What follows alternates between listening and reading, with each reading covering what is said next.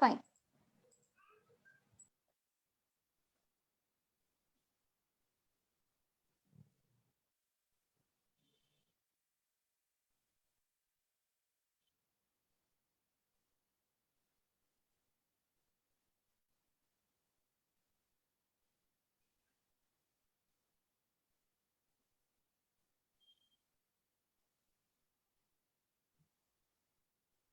Hi! Hello! అందరికీ నమస్కారం. మీరు వింటున్నారు, అలాగే చూస్తున్నారు మన వాయిస్ మీ ఆర్‌జే మోనికాతో. అందరికీ నమస్కారం. శుభ మధ్యాహ్నం. అందరూ భోజనం చేసి రెడీగా కూర్చొని ఉంటారని నేను అనుకుంటున్నా. అండ్ యెస్, మీరైతే ఫస్ట్ చేయాల్సింది ఏంటంటే ఫస్ట్ లైక్ చేయండి, అలాగే కామెంట్ చేయండి, అలాగే షేర్ చేస్తూ ఉండండి. ఎందుకంటే ఈరోజు మనతో గెస్ట్ ఉన్నారు. డాక్టర్ గారనమాట. సో, డాక్టర్ గారు అంటే డాక్టర్ గారు కాదండోయ్! లెక్చరర్ గారు కూడానా. సో, మనకి చాలా విషయాల గురించి చెప్పడానికి ఇక్కడికొచ్చేసారు.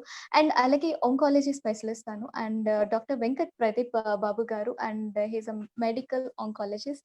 అండ్ మనకి చాలా విషయాల గురించి అంటే క్యాన్సర్ గురించి కానియండి, ఇలాంటి చాలా ప్రాబ్లమ్స్ ఉన్నాయి ఈ ఆంకాలజీకి సంబంధించినయి. వాటన్నిటి గురించి ఈరోజు రకరకాల క్వెషన్స్ అడుగుతూ చక్కగా దాని గురించి మనం సొల్యూషన్స్ మనం ఈరోజు తెలుసుకుందాం. అండ్ మీరందరూ కూడా ఏమైనా ప్రాబ్లమ్స్ ఉంటే ఖచ్చితంగా నాకు కామెంట్ చేయండి. నేను ఆ కామెంట్స్‌కి చదివి వినిపిస్తాను. అండ్ అలాగే షేర్ చేయడం అయితే అస్సలు మర్చిపోవద్దు. ఫస్ట్ అయితే నేను సార్‌ని జస్ట్ ఒకసారి ఇంట్రొడ్యూస్ చేసుకొని తర్వాత నేను లైవ్‌లోకెళ్ళిపోతాను. ఓకే.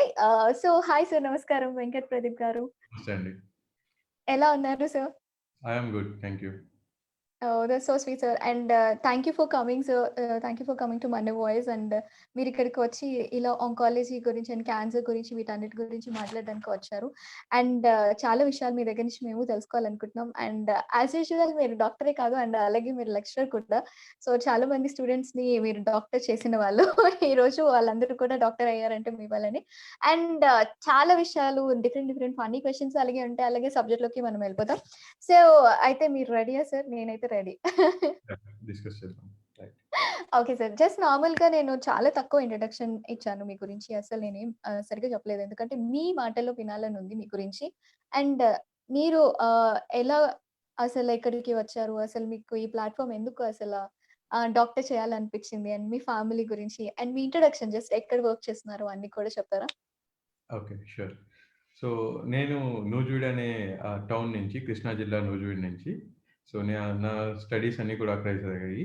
10థ్ క్లాస్ దాకా అక్కడ చదివాను. తర్వాత శ్రీ చైతన్యలో బైపీసీ చేశాను. ఓకే. ఆంధ్ర మెడికల్ కాలేజ్‌లో 2004 బ్యాచ్‌లో నేను ఎంబీబీఎస్ జాయిన్ అయ్యాను. సో, దాని ఓకే. తర్వాత విజయవాడ పిన్నమనేని సిద్ధార్థలో నా ఎండీ కంప్లీట్ చేశాను. హ్మ్. తర్వాత నేషనల్ ఎంట్రన్స్ ఉంటుంది. నేషనల్ బోర్డ్ ఎంట్రన్స్ అని. దాని నుంచి ah, doctorate in national board అని మెడికల్ ఆంకాలజీ కోర్స్ ఉంటుంది. అది Rajiv Gandhi cancer institute new ఢిల్లీలో ఉంది. సో, అక్కడ ఓకే. అక్కడ నా సూపర్ స్పెషలైజేషన్ కంప్లీట్ చేశాను న్యూ ఢిల్లీలో. హ్మ్. హ్మ్. సో, అక్కడ నా ఎడ్యుకేషన్ అయిపోయిన తర్వాత 1 ఇయర్ అక్కడే కన్సల్టెంట్‌గా వర్క్ చేశాను. ఓకే. అయితే వర్క్ చేస్తున్నప్పుడు అంతా బావుంది. అంటే ఢిల్లీలో అది చాలా ప్రీమియర్ ఇన్‌స్టిట్యూట్ అన్నమాట. ఆంకాలజీకి సంబంధించి ప్రైవేట్ అండ్ కార్పొరేట్ హాస్పిటల్స్‌లో అది one of the largest setting అన్నమాట. దాంట్లో సకల ఓకే. సౌకర్యాలు ఉంటాయి. పేషెంట్స్‌కి, డాక్టర్స్‌కి అన్నిటికి. అయితే ఎప్పుడూ ఒక వెలితి ఉండేది. అంటే మనం మన స్టేట్‌కి దూరంగా ఉంటున్నాము. మన జనాలకి దూరంగా ఉంటున్నాము. మన బంధువులకి, ఫ్యామిలీకి దూరంగా ఉంటున్నాము అని జెప్పేసి. సో, ఇక్కడికి ఎలా అయినా రావాలి అని జెప్పేసి ఆ ప్రయత్నాల్లో ఉన్నాను కొన్ని నెలల నుంచి. అయితే రీసెంట్‌గా ఇట్లా మన Homi Bhabha cancer hospital and research centre ఉంది. ఇది okay. Tata cancer hospital Mumbai వారి బ్రాంచ్ అన్నమాట. ఓకే. బాలాపదిలోనే నడుస్తుంది. అయితే ఇంకా కన్‌స్ట్రక్షన్‌లో ఉంది. కొన్ని నెలల్లో ఈ కన్‌స్ట్రక్షన్ కంప్లీట్ అవుతుంది. బట్ గత 4 సంవత్సరాల నుంచి కొన్ని వేల మందికి సుమారు కొన్ని లక్షల మందికని చెప్పొచ్చు. వాళ్ళందరికీ కూడా క్యాన్సర్ సంబంధించిన ఆహ్, సేవలు ఇక్కడ అందుతున్నాయి. నేను ఇన్‌ఫాక్ట్ నా ఫైనల్ ఎగ్జామినేషన్ ప్రాక్టికల్స్ కూడా ఇక్కడే అయినాయన్నమాట. అప్పుడొచ్చి చూసినప్పుడు నేను ఆశ్చర్యపోయాను. సో, ఇంకా ఓకే. డెవలప్ అవ్వకముందే ఇంతమందికి ఇక్కడ హెల్ప్ జరుగుతుందంటే మనం ఇక్కడ అవకాశం గనుక ఉంటే మనం ఇక్కడ జాయిన్ అయితే ఇంకా చాలా మందికి హెల్ప్ చేయొచ్చు అనే ఉద్దేశంతో ఇక్కడికొచ్చాను. That's nice sir. Super. Super. And sir, మీ ఇంట్లో ఎవరైనా డాక్టర్స్ ఉన్నారా నార్మల్‌గా? ఆహ్, మా ఇంట్లో వచ్చేసి నేను ఫస్ట్ జనరేషన్ డాక్టర్‌నండి. Ah, oh! Okay. Okay. So, so, మీకు ఎందుకు అసల డాక్టర్ అవ్వాలని కోరిక అసల? అంటే నేను మధ్య తరగతి కుటుంబం నుంచొచ్చాను. సో, నెక్స్ట్ డెవలప్ అవ్వాలి అంటే నాకున్న ఒకే మెయిన్ మార్గం ఏంటంటే చదువు. సో, అవును. అవును. చదువు మీద ఎక్కువ కాన్సంట్రేట్ చేసేవాడిని. అండ్ ముఖ్యంగా నేను 10థ్ క్లాస్ ఆ టైంలో చదువుతున్నప్పుడు ఊళ్ళో ఉన్న డాక్టర్స్ వాళ్ళకిచ్చే మర్యాద అవన్నీ చూసినప్పుడు, అట్లాగే నాకు బయాలజీ కూడా ఇంట్రెస్ట్. సో, ఇవన్నీ కారణాల వలన నేను బైపీసీ తీసుకొని తర్వాత వచ్చాను. నా వైఫ్ కూడా డాక్టర్ అండి ఇప్పుడు. తను ఓహ్! తను అనస్థిస్ట్ డాక్టర్ పావని. ఓకే. ఆ! Okay. That's so sweet sir. Thank you. And చాలా చాలా అంటే నేనేమనుకున్నానంటే మీ ఇంట్లో ఎవరో ఒకళ్ళు డాక్టర్స్ ఉండే ఉంటారు. సో, దాన్ని బట్టి మీరు కూడా డాక్టర్ అవ్వాలని మీ కోరిక పుట్టుంటుంది. అలా అనుకున్నాననమాట. So, you are the first generation of doctor అనమాట అయితే మీ ఇంట్లో. సో, అవునండి. That's super sir. Super. And oncology అంటే ఏంటి సార్? జస్ట్ నార్మల్‌గా ప్రేక్షకులందరికీ ఒక్కసారి ఆంకాలజీ అంటే ఏంటో ఒకసారి ఎక్స్‌ప్లెయిన్ చేయరా? సో, ఆంకాలజీ అనేది క్యాన్సర్ సంబంధించిన విభాగం అండి. ఇది ఆంకాలజీ విభాగంలో ముఖ్యంగా 3 బ్రాంచెస్ ఉంటాయి. అంటే ఆంకాలజీ అనేది ఒక బ్రాడ్ టెర్మినాలజీ అన్నమాట. దాంట్లో 3 రకాల బ్రాంచెస్ ఉంటాయి. సో, హ్మ్. క్యాన్సర్ సంబంధించిన ట్రీట్మెంట్‌లో ఒకటి సర్జరీ అవ్వచ్చు, లేదా రేడియేషన్ అనే కిరణాల ద్వారా ట్రీట్మెంట్ చేయొచ్చు. లేదా కీమోథెరపీ అవ్వచ్చు. సో, ఈ 3 విభాగాలు కలిపి బ్రాడ్‌గా ఆంకాలజీ అంటాము. విడిగా తీసుకున్నట్లయితే సర్జికల్ ఆంకాలజీ, సర్జరీ చేస్తారు. Radiation oncology and medical oncology. So, నేను మెడికల్ ఓకే. ఆంకాలజీకి సంబంధించిన స్పెషలిస్ట్‌ననమాట. Okay. Okay sir. Is there any difference sir? ఈ 3కి డిఫరెన్సెస్ ఏమున్నాయి సార్? ఆ! ఈ మూడిటికి? So, surgical oncology, medical oncology వచ్చేసి సూపర్ స్పెషాలిటీ విభాగాలనమాట. అంటే ఎంబీబీఎస్ 6 సంవత్సరాలు అయిపోయిన తర్వాత 3 సంవత్సరాలు ఎండీ చేసిన తర్వాత మళ్ళీ హ్మ్. 3 ఇయర్స్ క్యాన్సర్ ట్రైనింగ్ అయితే అది మెడికల్ ఆంకాలజీ అవుతుంది. Surgical okay. ఆంకాలజీ కూడా అంతే. సర్జరీ ఎంబీబీఎస్ తర్వాత సర్జికల్ విభాగంలో 3 సంవత్సరాలు ఎంఎస్ చేసిన తర్వాత 3 ఇయర్స్ మళ్ళీ సర్జికల్ ఆంకాలజీలో ట్రైనింగ్ అయితే అప్పుడు సర్జికల్ ఆంకాలజిస్ట్ అవుతారు. రేడియేషన్ ఆంకాలజీ వచ్చేసి ఎంబీబీఎస్ తర్వాత డైరెక్ట్‌గా 3 ఇయర్స్ కోర్స్ ఉంటుంది. ఓకే. సో, అది బ్రాడ్ ఓకే. స్పెషాలిటీ. ఇది సూపర్ స్పెషాలిటీ అన్నమాట. Okay. Okay sir. That's nice. And కానీ ఎంబీబీఎస్ అనేసరికి చాలా లాంగ్ అంటే చాలా లాంగ్ ఇయర్స్ కదా సార్. అంటే ఎంబీబీఎస్ 4 ఇయర్స్ ఉంటుంది. దాని తర్వాత అంటే దాని తర్వాత పీజీ చేయాలంటే ఇంకా కొన్ని ఇయర్స్. దాని మీద స్పెషలైజేషన్స్ చేయాలంటే ఇంకా కొన్ని ఇయర్స్ అలా పడుతూనే ఉంటుంది. సో, ఇంత లాంగ్ గ్యాప్ అండ్ ఈ చదువు అన్నీ ఎవ్రీథింగ్ మీకెలా అనిపించింది? మొత్తం మీ జర్నీ అంతా ఎలా అనిపించింది? మీ స్టడీస్ జర్నీ అంతానా? అంటే నేను ఫస్ట్ జనరేషన్ కాబట్టి నాకన్నీ కూడా చాలా ఆహ్, ప్రతిరోజు నేను ఎంజాయ్ చేసేవాడిని. అంటే ఎంబీబీఎస్ నేర్చుకున్న ప్రతి విషయము అన్నీ బాగా అనిపించేవి. కాకపోతే ఏంటంటే నేను థర్డ్ ఇయర్, ఫోర్త్ ఇయర్‌కొచ్చేప్పటికి నా ఫ్రెండ్స్ అంతా సాఫ్ట్‌వేర్ ఫీల్డ్‌లో సెటిల్ అయిపోయి దే స్టార్టెడ్ టు ఎర్న్ అనమాట. సో, నాకు ఇంకాను యాహ్! నేను ఇంకా ఇంటర్న్‌షిప్ కూడా వెళ్ళలేదు. స్టైపెండ్ కూడా రావట్లేదు. I I need to ask money from parents. అయితే అందుకే ఎంబీబీఎస్ చేయాలన్నా ఇట్లా మెడికల్ ఫీల్డ్‌లో ఉండాలంటే ఖచ్చితంగా పేరెంట్స్ నుంచి, ఫ్యామిలీ నుంచి ఖచ్చితమైన సపోర్ట్ ఉండాలి. అవును. అవును. వాళ్ళకి కూడా చాలా యెస్ సార్. ఓపిక ఉండాలి చదివే వాళ్ళతో పాటుగా. అప్పుడే ఆఫ్ కోర్స్. Yes sir. అసల చాలా లాంగ్ కదా! అంటే నార్మల్‌గా మీరు ఎంబీబీఎస్ కంప్లీట్ అయ్యేసరికి వాళ్ళు అంటే డిగ్రీ అయిపోయి అంటే ఇంజినీరింగ్ అయిపోయి, పీజీ అయిపోయి వాళ్ళు సెటిల్ అయిపోతారు. ఈవెన్ జాబ్స్‌లో కూడా సెటిల్ అయిపోతారు. అండ్ ఈవెన్ ఎవ్రీథింగ్ అన్నీ కూడా అయిపోతా ఉంటాయి. సో, హ్మ్. ఎంబీబీఎస్ అనేసరికి చాలా మందికి ఒక టైప్ ఆఫ్ ఫీలింగ్ అనమాట. అమ్మో! ఎంబీబీఎస్ అంటే ఇన్ని ఇయర్స్ కష్టపడాలి. ఒకవేళ వాళ్ళకి మనసులో అంటే బయాలజీ మీద ఇంట్రెస్ట్ ఉన్నా, ఏమున్నా సరే వాటిల్ని చంపేసుకొని, ఇంకా తర్వాత ఇంత ఇంత లాంగ్ ప్రాసెస్ ఎందుకు అని చెప్పి వెళ్ళిపోతూ ఉంటారు. నార్మల్ డిగ్రీకో లేకపోతే అట్‌లీస్ట్ ఇంజినీరింగ్‌కో అని. సో, అలాంటి వాళ్ళకి మీరేం చెప్తారు సార్? Is it good? అంటే వాళ్ళు అలాగా అనుకోవడం మంచిదా థింకింగ్? వాళ్ళ ఇష్టాన్ని ఎందుకు చంపుకోవాలి? ఇష్టాన్ని చంపుకోవాల్సిన అవసరం అయితే లేదు. అంటే ఎంబీబీఎస్ కోర్స్ ఎంటర్ అవ్వడం కూడా బాగా మీకు తెలిసిందే టఫెస్ట్ ఎంట్రన్స్ ఉంటుంది. చాలా యెస్. తక్కువ సీట్లుంటాయి. చాలా మంది ఎక్కువ మంది అపియర్ అవుతారు. హ్మ్. కాంపిటీషన్ ఉంటుంది. ఈవెన్ కౌన్సెలింగ్‌లో రకరకాల మ్యాట్రిక్స్ ఉంటాయి. ర్యాంక్ వచ్చిన సీట్ వచ్చేదాకా మీ చేతిలో సీట్ సెలక్షన్ వచ్చేదాకా కూడా that depends upon so many factors. అవును. అయితే అవును. ఎంబీబీఎస్‌కి ఎంటర్ అయిన తర్వాత కూడా దట్స్ జస్ట్ ఎ బిగినింగ్. మనం ఫైనల్ ఇయర్‌కొచ్చేపాటికి ఇంటర్న్‌షిప్ చేసేపాటికి మన అభిరుచి ఎటువైపు ఉంది? మెడిసిన్ వైపు ఉందా? సర్జికల్ హ్మ్. ఫీల్డ్ వైపు ఉందా? లేదా రీసెర్చ్ వైపు ఉందా? సో, మనం తెలుస్తుందనమాట. దాన్ని బట్టి మళ్ళీ ఇంకా అక్కడి నుంచి డివిజన్ బిగిన్ అవుతుంది. అయితే ఓకే. ఎవరో చెప్పినట్టుగా ఆహ్, మనం ఎంబీబీఎస్ సెలెక్ట్ చేసుకున్నాం గదా! ఆ కోర్స్ కూడా మనల్ని సెలెక్ట్ చేసుకుంటుందనమాట. అది చేసుకున్న తర్వాత నిజంగా మనం ఆ దాంట్లోకి ఎంతగా ఇమిడిపోగలం? మనం ఏమేం చేయగలం? మన హ్మ్. హ్మ్. కేపబిలిటీస్ మనకు తెలుస్తాయి. ఆ 6 ఇయర్స్ అనేది లాంగ్ డ్యూరేషన్‌లో అనిపిస్తుంది. బట్ మీరెవరినైనా ఫైనల్ ఇయర్ స్టూడెంట్‌ని ఇంటర్న్‌షిప్‌ని అడగండి. అసలు 6 ఇయర్స్ ఎలా అయిపోయాయి? ఇంత తొందరగా అయిపోయాయి. మనం ఇంకా నేర్చుకోవాల్సింది ఎంతో అనిపిస్తుంది. ఉన్నది. అప్పుడే ఓకే. అనిపిస్తుంది. So yes sir. అది కాలేజ్ అంటే ఆ మహిమ అలాంటిదనుకుంటాను. అక్కడ చదువుతున్నప్పుడు మనకి తెలియకుండా అయిపోతూ ఉంటాయి. రోజులు కూడా అలా గడిచిపోతూ ఉంటాయి. It's true sir. And coming to మన టాపిక్ వచ్చేస్తే క్యాన్సర్ గురించి. సో, మనం క్యాన్సర్ గురించి అంటే ఎలాంటి టెస్ట్‌లు అంటే బాగా ఇంపార్టెంట్ టెస్ట్‌లు క్యాన్సర్‌లో డాక్టర్ చూడాల్సినవి ఏంటి? అసలు క్యాన్సర్ ట్రీట్మెంట్ ఎలాంటిది? ఆ ట్రీట్మెంట్ ఎలా స్టార్ట్ చేస్తారు first of all? So, first cancer అన్న డయాగ్నోసిస్ వినంగానే చాలా మందికి విపరీతమైన భయముంటుందనమాట. ఆ మాట వినటానికి కూడా ఇష్టం ఉండదు. అవును. అవును. రకమైన ఆందోళనకు గురవుతారు. పేషెంట్‌తో అవును. పాటుగా ఎవరికైతే డయాగ్నోస్ అయిందో వాళ్ళతో పాటుగా కూడా ఫ్యామిలీ మెంబర్స్ కూడా అవును. ఒక అవును. రకమైన స్టిగ్మా ఉంటుంది. ఇప్పుడు కొన్ని రకాల క్యాన్సర్స్ కంటే గుండె జబ్బులు, కొన్ని రకమైన ఊపిరితిత్తుల్లో సమస్యలు ఇవి ఇంకా ఎక్కువ డేంజరు. వాటి వల్ల ప్రాణానికి ఎక్కువ ప్రమాదం ఉంటుంది. అయినా కూడా క్యాన్సర్ అది ఎర్లీ స్టేజ్ అయినా, లేట్ స్టేజ్ అయినా ఫస్ట్ డయాగ్నోస్ అవ్వంగానే ఒక రకమైన స్టిగ్మా ఉంటుందన్నమాట. హ్మ్. ఏమైపోతుంది? క్యాన్సర్ వచ్చిందేంటి? ఇదేంటి? ఎందుకిలా అయింది? రకరకాల క్వెషన్స్ హ్మ్. వస్తాయి. ఫస్ట్ అసలెందుకొచ్చింది? అవును. ఏ స్టేజ్‌లో ఉంది? తగ్గుతుందా? తగ్గదా? ఎంత ఖర్చవుతుంది? రకరకాల క్వెషన్స్ వస్తాయన్నమాట. అవును. సో, క్యాన్సర్ అనేది సుమారు 100 రకాలుంటాయి. సో, అది ఏ టైపు, ఏ స్టేజ్ ఇవన్నీ కూడా మనం డిస్కస్ చేసిన తర్వాత అది క్యూరబులా? నాన్ క్యూరబులా? ఏమేమి ఆప్షన్స్ ఉన్నాయి? ఏ ఆప్షన్స్‌కి మధ్యలో ఉన్న ఫైనాన్షియల్ ఇష్యూస్ ఎంత డిఫరెన్స్ ఉంది? వాటి ఔట్‌కమ్స్ ఏంటి? ఇవన్నీ చాలా ఎక్స్‌టెన్సివ్ డిస్కషన్ జరుగుతుంది. హ్మ్. ఆంకాలజిస్ట్‌కిను పేషెంట్ మధ్య. దాని తర్వాత మాత్రమే నిజంగా ఆందోళన పడాలా? లేదా? అసలు అవసరం ఉందా? ఆందోళన పడాల్సిన అవసరం ఉందా? లేదా? అనేది తెలుస్తుందనమాట. అయితే మీరడిగిన క్వెషన్‌కొచ్చేసి ఫస్ట్ టెస్ట్ ఏంటి అంటే,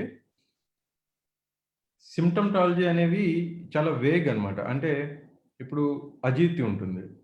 హ్మ్. అజీర్తి వచ్చిన వాళ్ళలో అంటే ఎవరికైనా ఆల్రెడీ క్యాన్సర్ వచ్చిన వాళ్ళని అడిగారనుకోండి, అజీర్తి చేస్తోంది అంటే చెక్ చేయించుకోండి అది క్యాన్సర్ అవ్వచ్చు అంటారు. అదే నార్మల్ హ్మ్. పీపుల్‌ని అడిగారనుకోండి, టాబ్లెట్ ఏసుకోండి, గ్యాస్ టాబ్లెట్ ఏసుకొని తగ్గుతుందంటారు. అలా కాకుండా అవును. మెడికల్ పరంగా చూసుకుంటే అజీర్తి వచ్చిన ఒక 10,000 మందికి నేను సీటీ స్కాన్‌లు చేశాననుకోండి. హ్మ్. సో, ఒక 50 మందికి క్యాన్సర్ ఉంటుంది. ఓకే. మిగిలిన 9,500 మందికి లేదా 9,950 మందికి అసలు క్యాన్సర్ ఉండదు. హ్మ్. దాని గురించి అందరిని చెక్ చేయలేం గదా! కాబట్టి అవును. క్యాన్సర్ హాస్పిటల్‌లో గాని ఎప్పుడు వెళ్ళాలి అంటే, మీ ఫిజిషియన్, ప్రైమరీ కేర్ ఫిజిషియన్ మీరెప్పుడైతే ఏదైనా ఒక సింప్టమ్ గురించి గాని, ఒక ఇబ్బంది గురించి డాక్టర్ దగ్గరికి వెళ్ళినప్పుడు, వాళ్ళు ఇది హ్మ్. క్యాన్సర్ యొక్క అనుమానంగా ఉంది అని హ్మ్. చెప్పినప్పుడు, క్యాన్సర్ డాక్టర్‌ని సంప్రదించాలన్నమాట. అక్కడి నుంచి ఇన్వెస్టిగేషన్స్ బిగిన్ అయ్యి, నిజంగా క్యాన్సర్ ఉందా? లేదా? అనేది ఒక బయాప్సీ అనేది ఇంపార్టెంట్ టెస్ట్ ఉంటుంది ప్రతి అవును. క్యాన్సర్. అవును. అవును. సో, ఆ బయాప్సీ టెస్ట్‌లో గనుక క్యాన్సర్ కనిపించినట్టయితే అది మాత్రమే 100% ప్రూఫ్. సుమారు ఓకే. 99 క్యాన్సర్స్‌కి 99% క్యాన్సర్స్‌కి ఇదే వర్తిస్తుంది. బయాప్సీ హ్మ్. రిపోర్ట్‌లో క్యాన్సర్ కనిపిస్తే క్యాన్సర్ ప్రూఫ్ కింద లెక్కనమాట. దాని తర్వాత రకరకాల డిస్కషన్ జరుగుతాయి. స్టేజ్ ఏంటి? ఏవన్నీ కూడా. హ్మ్. Yes sir. అండ్ ఈ ట్రీట్మెంట్స్‌లో ఒక టైప్ ఆఫ్ ట్రీట్మెంట్ ఏంటంటే కీమోథెరపీ. ఈ కీమోథెరపీ అన్నది క్యాన్సర్స్‌లో ఎక్కువగా అంటే క్యాన్సర్ పేషెంట్స్‌కి ఎక్కువగా మనం ట్రీట్మెంట్ చేసే ఒక దాంట్లో ఇది. సో, దీని గురించి ఏం చెప్తారు సార్?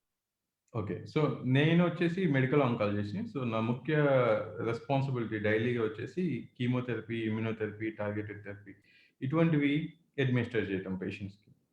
ఓకే. అయితే కామన్‌గా ఉండే అపోహ ఏంటంటే, పేషెంట్ భయపడేది క్యాన్సర్ కంటే గూడా కీమోథెరపీ పెడతారేమో అన్న భయం ఎక్కువుంటుంది. జుట్టు రాలిపోతుందేమో, ఫేస్ మారిపోతుందేమో, హ్మ్. ఏమైనా సైడ్ ఎఫెక్ట్స్ ఒస్తాయేమో. అంటే సొసైటీలో కీమోథెరపీ అంటే అదొక భూతం. దానికి ఆహ్, అదే దాన్ని ఎదుర్కోవాల్సొస్తుంది అన్న క్యాన్సర్ కంటే కూడా కీమోథెరపీ గురించి భయపడతారు పేషెంట్స్. బట్ కీమోథెరపీ హుహు. అనేది సింగిల్ డ్రగ్ కాదు. హ్మ్. దాంట్లో సుమారు 500-600 రకాల మందులుంటాయి. ఓకే. ప్రతి హ్మ్. దానికి సైడ్ ఎఫెక్ట్ రకరకాలుగా ఉంటాయి. రకరకాల డోసులు, షెడ్యూల్స్ ఉంటాయన్నమాట. అన్నిటికి హ్మ్. సైడ్ ఎఫెక్ట్స్ ఉంటాయి. కొన్నిటికి తక్కువ మోతాదులో ఉంటాయి. కొన్నిటికి ఎక్కువ మోతాదులో ఉంటాయి. అన్నీ క్లియర్‌గా అర్థం చేసుకొని, ఏవి టెంపరరీ సైడ్ ఎఫెక్ట్స్. చాలామంది మెయిన్ వదిలేదేంటంటే జుట్టు ఊడిపోతుందా అని అడుగుతారు ఫస్ట్ రాంగానే. హ్మ్. హ్మ్. కీమోథెరపీ పెడితే బట్ కొన్ని రివర్సిబుల్ ఉంటాయి. అంటే కీమోథెరపీ ఇచ్చినప్పుడు ఊడిపోవచ్చు. మళ్ళీ వచ్చేస్తాయి. సో, అది టెంపరరీ ఓకే. అన్నమాట. మనం క్యాన్సర్ మీద చేయాల్సిన ట్రీట్మెంట్ దాని యొక్క ఫలితాలు పర్మనెంట్‌గా ఉన్నప్పుడు ఇవి టెంపరరీ అని చెప్పేసి మేము వాళ్ళకి ఎక్స్‌ప్లెయిన్ చేసి ఇది చేస్తాం. So, okay. కీమోథెరపీ అనేది సింగిల్ ఎంటిటీ కాదు. దాన్ని భయపడాల్సిన పని లేదు. ఇదేంటంటే ఈ కొన్ని డ్రగ్స్ సెలైన్‌లో కలిపి మామూలు మనము సెలైన్ ఎలా అయితే ఎక్కిస్తారో అలా హ్మ్. ఇస్తారు. కాకపోతే అది పర్యవేక్షణలో జరగాలి. దానికి హ్మ్. సంబంధించి సైడ్ ఎఫెక్ట్స్ వస్తున్నాయా? సరిగ్గా ఎక్కిస్తున్నారా లేదా? అవన్నీ అది. ఓకే. డాక్టర్స్ కంపల్సరీ మానిటరింగ్ చేస్తూ ఉండాలి. అవును. పేషెంట్‌ని. ఓకే. డాక్టర్స్ గాని, దట్ ట్రైన్డ్ స్టాఫ్ గాని ఉంటారు వాళ్ళు. Yes. Yes. And coming to normal మళ్ళీ నార్మల్ టాపిక్‌కొచ్చేద్దాం. అది ఇది 2 మాట్లాడుకుందాం సార్. ఎందుకంటే మళ్ళీ కంప్లీట్‌గా జనాలందరూ ఏంటంటే ఒక భయాందోళనలో ఉంటారనమాట. మనం మాట్లాడుతున్నది అంత ఇంట్రెస్టింగ్‌గా వినరు. సో, అవును. యెస్ మీరైతే వినాలి అని అంత ఇంట్రెస్టింగ్‌గా నేను అంటే మీరు వినాలి అంటే నేను కూడా మీకోసమే కదా ఆలోచించేది. కాబట్టి మీరు కూడా మా కోసం ఆలోచించి కొంచెం మీ లైఫ్‌ని షేర్ చేయండి అందరికిని. అండ్ వీటిల గురించి అందరికీ తెలుస్తుంది. అండ్ భయపడాల్సిన అవసరం ఏం లేదండి. భయమే ఎప్పుడు మనల్ని బాగా కిల్ చేస్తుంది. కాబట్టి ఆ భయం కాకుండా భయాన్ని వీడి అన్ని విషయాల గురించి తెలుసుకోవాలని ఒక్క ఆలోచన మాత్రం మీ మైండ్‌లో పెట్టుకోండి. ఎందుకంటే మనం ప్రపంచంలో, సమాజంలో ఎన్నో వాటిలతో పాటు మనం పరిగెడుతూ ఉండాలి. ప్రపంచం పరిగెడుతుంది, మనం పరిగెత్తాలి. అందులో ఏమేమొస్తాయో, ఏమేమి ఎప్పుడు జరుగుతాయో తెలీదు. ఈ కరోనా లాగనమాట. సో, కాబట్టి మీరందరూ వాటిలతో పాటు మీరు కూడా చక్కగా వెళ్ళిపోవాలని నేను కోరుకుంటా. అండ్ ఫస్ట్ మీరు షేర్ చేయండి. అండ్ ఇలా కొంచెం సరదాగా ఒక క్వెషన్ అడుగుతా. సార్ చాలా మందిని మీరు ఒక పక్కన టీచ్ చేస్తూ ఉంటారు. అండ్ స్టూడెంట్స్‌కి టీచ్ చేస్తూ ఉంటారు. ఒక పక్కన మీరు డాక్టర్‌లాగా పేషెంట్స్‌ని ట్రీట్ చేస్తూ ఉంటారు. ఇటు టీచింగ్, అటు ట్రీట్‌మెంట్ 2 ఇస్తూ ఉంటారు. సార్ ఈ రెండిట్లో ఎక్స్‌పీరియన్సెస్ మీకెలాగా అంటే మీ ఎక్స్‌పీరియన్సెస్ చెప్తారా? సో, ఈ అంటే టీచింగ్ అండ్ పేషెంట్‌ని ట్రీట్‌మెంట్‌ని. ఎంబీబీఎస్ తర్వాత టీచింగ్ అనేది స్పెషల్ క్లాస్ రూమ్స్‌లో ఏం జరగదనమాట. అది పేషెంట్ సైడ్, బెడ్ సైడ్ టీచింగే ఉంటుంది. So, okay. ఓకే. ట్రైనింగ్ అంటే అది స్పెషల్ క్లాస్ రూమ్స్‌లో అలా ఏం జరగదు. సో, డైలీ వచ్చే ఓపీడీలో పేషెంట్స్‌ని వాళ్ళు ఫాలో అప్ చేసి మేము అట్లా నేర్చుకుంటాం. మా ట్రైనింగ్ కూడా అలాగే జరుగుతుంది. సో, హ్మ్. ఎంబీబీఎస్ వరకు మాత్రమే క్లాస్ రూమ్స్‌లో జరుగుతాయి. తర్వాత నుంచి ఓపీడీస్‌లో, ఇన్ పేషెంట్స్‌లో, ఆపరేషన్ థియేటర్స్‌లో పేషెంట్ ఫాలో అప్ చేసి ఆ ప్రొసీజర్స్ ఏంటి? పేషెంట్స్ ఎలా రెస్పాండ్ అవుతున్నారు? ఎలా హ్మ్. అడ్మినిస్ట్రేట్ చేస్తున్నారు? అవన్నీ చూసి నేర్చుకొని తర్వాత కాంపిటెన్సీ వచ్చిన తర్వాత, ఆ పరీక్షలో పాస్ అయిన తర్వాత మాత్రమే ఆ పేషెంట్‌ని అధికారికంగా ట్రీట్ చేసేటువంటి హక్కొస్తుందనమాట. So, okay. టీచింగొచ్చేసి టీచింగ్ వల్ల స్టూడెంట్స్‌కి కాదు బెనిఫిట్. ఎప్పుడు కూడా టీచ్ చేసే వాళ్ళకే ఎక్కువ బెనిఫిట్. సో, అదొక డెఫినిట్‌గా టీచింగ్ ఇన్‌స్టిట్యూట్‌లో ఉండటం వల్ల అడ్వాంటేజ్ ఏంటంటే స్టూడెంట్స్ ఆహ్, సో, మేమెవరిని కూడా స్టూడెంట్స్ అంటే మనం నేను కూడా చిన్న వయసే. సో, హ్మ్. అందరం కూడా కొలీగ్స్ లాగే ఉంటాం. హ్మ్. సో, మేము నేర్చుకున్నది వాళ్ళకి నేర్పించడం. సో, వాళ్ళ డౌట్స్ ఏమన్నా ఉంటే క్లియర్ చేయడం. అండ్ టీచింగ్ అనేది నాకు చిన్నప్పటి నుంచి కూడా చాలా ఇంట్రెస్ట్ అనమాట. సో, మా జూనియర్స్ ఎవరైనా ఉన్నా కూడా సీనియర్స్ దగ్గర నుంచి ఖచ్చితంగా అడిగేవాడిని. హ్మ్. ఎంబీబీఎస్‌లో మెయిన్ మేము నేర్చుకునేది కూడా టీచర్స్‌తో పాటుగా సీనియర్స్ నుంచి అనమాట. సో, వాళ్ళెప్పుడు ఓకే. అందుబాటులో ఉంటారు. మనం ఎప్పుడైనా కాంటాక్ట్ చేయొచ్చు. ఇదేంటి అని డౌట్ అడగొచ్చు. సో, ఒక మంచి మెంటర్, ఒక సీనియర్ గనుక దొరికినట్టయితే అంతకు మించి ఆహ్, ఆ కోర్స్‌కి సంబంధించి ఏమి అవసరం లేదు. తనే అన్నీ గైడ్ చేస్తారు. సో, మేము హ్మ్. కూడా అంతే. Right. Okay sir. Super. Super. And coming to మళ్ళీ మన టాపికొచ్చేస్తే ఈ స్టేజ్ 4 అనే క్యాన్సర్ అది కంప్లీట్‌గా ఏంటంటే అది లాస్ట్ స్టేజా? ఇంకేమి చేయలేని పరిస్థితా? ఆ స్టేజ్ 4 అనే క్యాన్సర్. చాలా అంటే రిలవెంట్ క్వెషన్ అడిగారు. ఆహ్, ముఖ్యంగా మనం ఇండియాలో గనక చూసుకున్నట్టయితే చాలా క్యాన్సర్స్ స్టేజ్ 3, స్టేజ్ 4లో డయాగ్నోస్ అవుతాయి. దానికి చాలా రీజన్స్ ఉన్నాయి. కొంతవరకు అవగాహన లేకపోవటం, లేదంటే non allopathic doctors non qualified doctors దగ్గరికి వెళ్ళినప్పుడు ఆహ్, వాళ్ళేం జేస్తారంటే రకరకాల మందులతో ప్రయత్నాలు చేసి చివరికి అది పెరుగుతున్నప్పుడు ఓహో! ఇది కామన్ సమస్య కాదు. ఏదో అబ్నార్మల్‌గా కనిపిస్తోందని చెప్పి రిఫర్ చేసేపాటికి ఆ టైమ్ గ్యాప్ ఏదైతే విండో ఆఫ్ ఆపర్చునిటీ ఉంటుందో దాన్ని హ్మ్. ట్రీట్ చేయగలగడానికి, క్యూర్ చేయడానికి అది పోతుందనమాట. సో, మెజారిటీ ఆఫ్ పేషెంట్స్ ఆహ్, ఆహ్, అవగాహన లేకపోవటం వల్ల గానీ, లేదా ఫైనాన్షియల్ ఇష్యూస్ వల్ల గానీ, సౌకర్యాలు లేకపోవటం వల్ల గానీ, బాగా అవును. అవును. ఇంటీరియర్ నుంచి వాళ్ళు రాలేకపోవటము, గబుక్కున వెంటనే మెడికల్ అటెన్షన్ రాకపోవటం వల్ల పెద్ద స్టేజ్‌లో వస్తారు. అదే మనం అబ్రాడ్‌లో చూసినట్టయితే వాళ్ళు రెగ్యులర్ స్టాండర్డ్ స్క్రీనింగ్ ప్రోగ్రామ్స్ ఉన్నాయి చాలా కంట్రీస్‌లో. కొన్ని క్యాన్సర్స్‌కి అట్‌లీస్ట్. సో, వాళ్ళు ఎర్లీ స్టేజెస్‌లో డయాగ్నోస్ చేస్తారు. సుమారు 60-70% ఆఫ్ క్యాన్సర్‌ని. మన దగ్గర అదే మొత్తంలో 60-70% ఆఫ్ క్యాన్సర్స్‌ని అడ్వాన్స్ స్టేజ్‌లో డయాగ్నోస్ చేస్తాం. But hmm. స్టేజ్ 4 అనేది అదేమీ డెత్ సెంటెన్స్ కాదు. మా దగ్గరికొచ్చేవాళ్ళు మెజారిటీ అట్‌లీస్ట్ 60% ఆఫ్ పేషెంట్స్ స్టేజ్ 4లో ఉన్నప్పటికీ కూడా they live for years with treatment. అది దేని మీద డిపెండ్ అవుతదంటే క్యాన్సర్ యొక్క బిహేవియర్‌ని బట్టి. For example breast hmm. Cancer ఉంటుంది. చాలా కామన్ క్యాన్సర్ అన్నమాట. హ్మ్. రకరకాల మందులున్నాయి. దానిలో మనం కొన్ని స్పెసిఫిక్ టెస్టులు చేస్తామనమాట. ఏదైతే బయాప్సీ తీస్తామో దాని మీద కొన్ని స్పెషల్ టెస్టులు చేసి, దాని యొక్క బిహేవియర్ ఎలా ఉంది అనేది చూసి, దానికి సంబంధించిన కొన్ని చాలా వరకు టాబ్లెట్స్‌తో కూడా అయిపోతుంది. కీమోథెరపీ అండ్ హార్మోన్ థెరపీ టాబ్లెట్స్‌తో అవుతుంది. కొన్ని రకాల క్యాన్సర్స్‌కి కీమోథెరపీ ఇంజెక్షన్‌లు ఇవ్వాల్సొస్తుంది. సో, కొంతమంది breast cancer patients for example మీకు నిన్నే ఒక పేషెంట్ చూసాను. వాళ్ళు కాకినాడ నుంచి వస్తారనమాట. ఓకే. స్టేజ్ 4 లంగ్ క్యాన్సర్ ఆమెకి. హ్మ్. అంటే ఆమె 2015లో మా హాస్పిటల్‌కొచ్చారు. ఆమె రికార్డ్స్ హ్మ్. చూసినప్పుడు. నేను ఆల్‌దో రీసెంట్‌గా జాయిన్ అయినా ఆమె రికార్డ్స్ చూస్తున్నాననమాట. సో, హ్మ్. 2015లో ఆమెకి 4 స్టేజ్‌లో డయాగ్నోస్ అయింది క్యాన్సర్. Lung cancer. ఓకే. అయితే ఒక రకమైన స్పెసిఫిక్ జెనెటిక్ టెస్ట్ ఉంటుంది దాంట్లో. ఆల్క్ మ్యుటేషన్ అని చెప్పేసి. హ్మ్. దాని కోసం పంపించాం. అది ఆమెకి పాజిటివ్ వచ్చింది. పాజిటివ్ వచ్చినప్పుడు మనం కీమోథెరపీ ఇవ్వాల్సిన పని లేదు. ఓకే. టాబ్లెట్స్ ఉంటాయి. అయితే టాబ్లెట్స్ కొంచెం కాస్ట్‌లీ ఉంటాయి. ఎందుకంటే కొత్తగా వచ్చిన టాబ్లెట్స్. బట్ ఆమె అవి 3.5 సంవత్సరాల పాటు వాడింది. మామూలుగా ఇదివరకైతే ఈ టాబ్లెట్స్ అవి లేకముందు 4 స్టేజ్ హ్మ్. లంగ్ క్యాన్సర్ ఉంటే ఓన్లీ 9 నెలలు మాత్రమే వాళ్ళ 50% మంది జీవనం ఉండేది అని చెప్పేసి లిటరేచర్ ఉంటుంది మనకి. హ్మ్. ఇవన్నీ టెస్ట్‌లు అడ్వాన్సెస్ లేనప్పుడు. ఓకే. ఇప్పుడు ఆమె టాబ్లెట్‌తో పాటు ఆమె డైలీ ఆమె పిల్లలతో పాటు అన్నీ చూసుకుంటూ చక్కగా అంటే ఎటువంటి ఇబ్బంది లేకుండా, ఎటువంటి పెద్దగా సైడ్ ఎఫెక్ట్స్ లేకుండా రెగ్యులర్ ఫాలో అప్ చేస్తూ 3.5 సంవత్సరాల పాటు ఆ టాబ్లెట్ వాడి తర్వాత ఆమెకి బ్రెయిన్‌లోకెళ్ళిందనమాట డిసీజ్ మళ్ళీ. అంటే ఏ టాబ్లెట్ అయినా నాలుగో స్టేజ్‌లో కొంతవరకు పనిచేస్తాయి. తర్వాత పనిచేయటం మానేస్తాయి. So, okay. బ్రెయిన్‌లోకెళ్ళింది. అయితే ఆమెకి మేము రేడియేషన్ ఇవ్వలేదు. దాని తర్వాత పైన టాబ్లెట్ ఉంటుంది. ఆ టాబ్లెట్ నెక్స్ట్ జనరేషన్ టాబ్లెట్ అన్నమాట అదిచ్చాం. హ్మ్. అదొక 1 ఇయర్ పనిచేసింది. సో, ఇప్పుడు, ఇప్పుడు మళ్ళీ డిసీజ్ ఆమెది పెరుగుతుంది. Next generation tablets. అయితే ఇవన్నీ రకరకాల కాస్ట్ ఇష్యూస్ ఒస్తాయి. బట్ నిజంగా ట్రీట్మెంట్ ఉందా? లేదా? మనకి ఇండియాలో అవైలబిలిటీలో ఉందా? అంటే అన్నీ ఉన్నాయి. హ్మ్. అబ్రాడ్‌లో గాని, వెస్ట్‌లో గాని ఏవైతే ట్రీట్మెంట్స్ అవైలబిలిటీ ఉన్నాయో అవన్నీ కూడా ఇండియాలో అవైలబిలిటీలో ఉన్నాయి.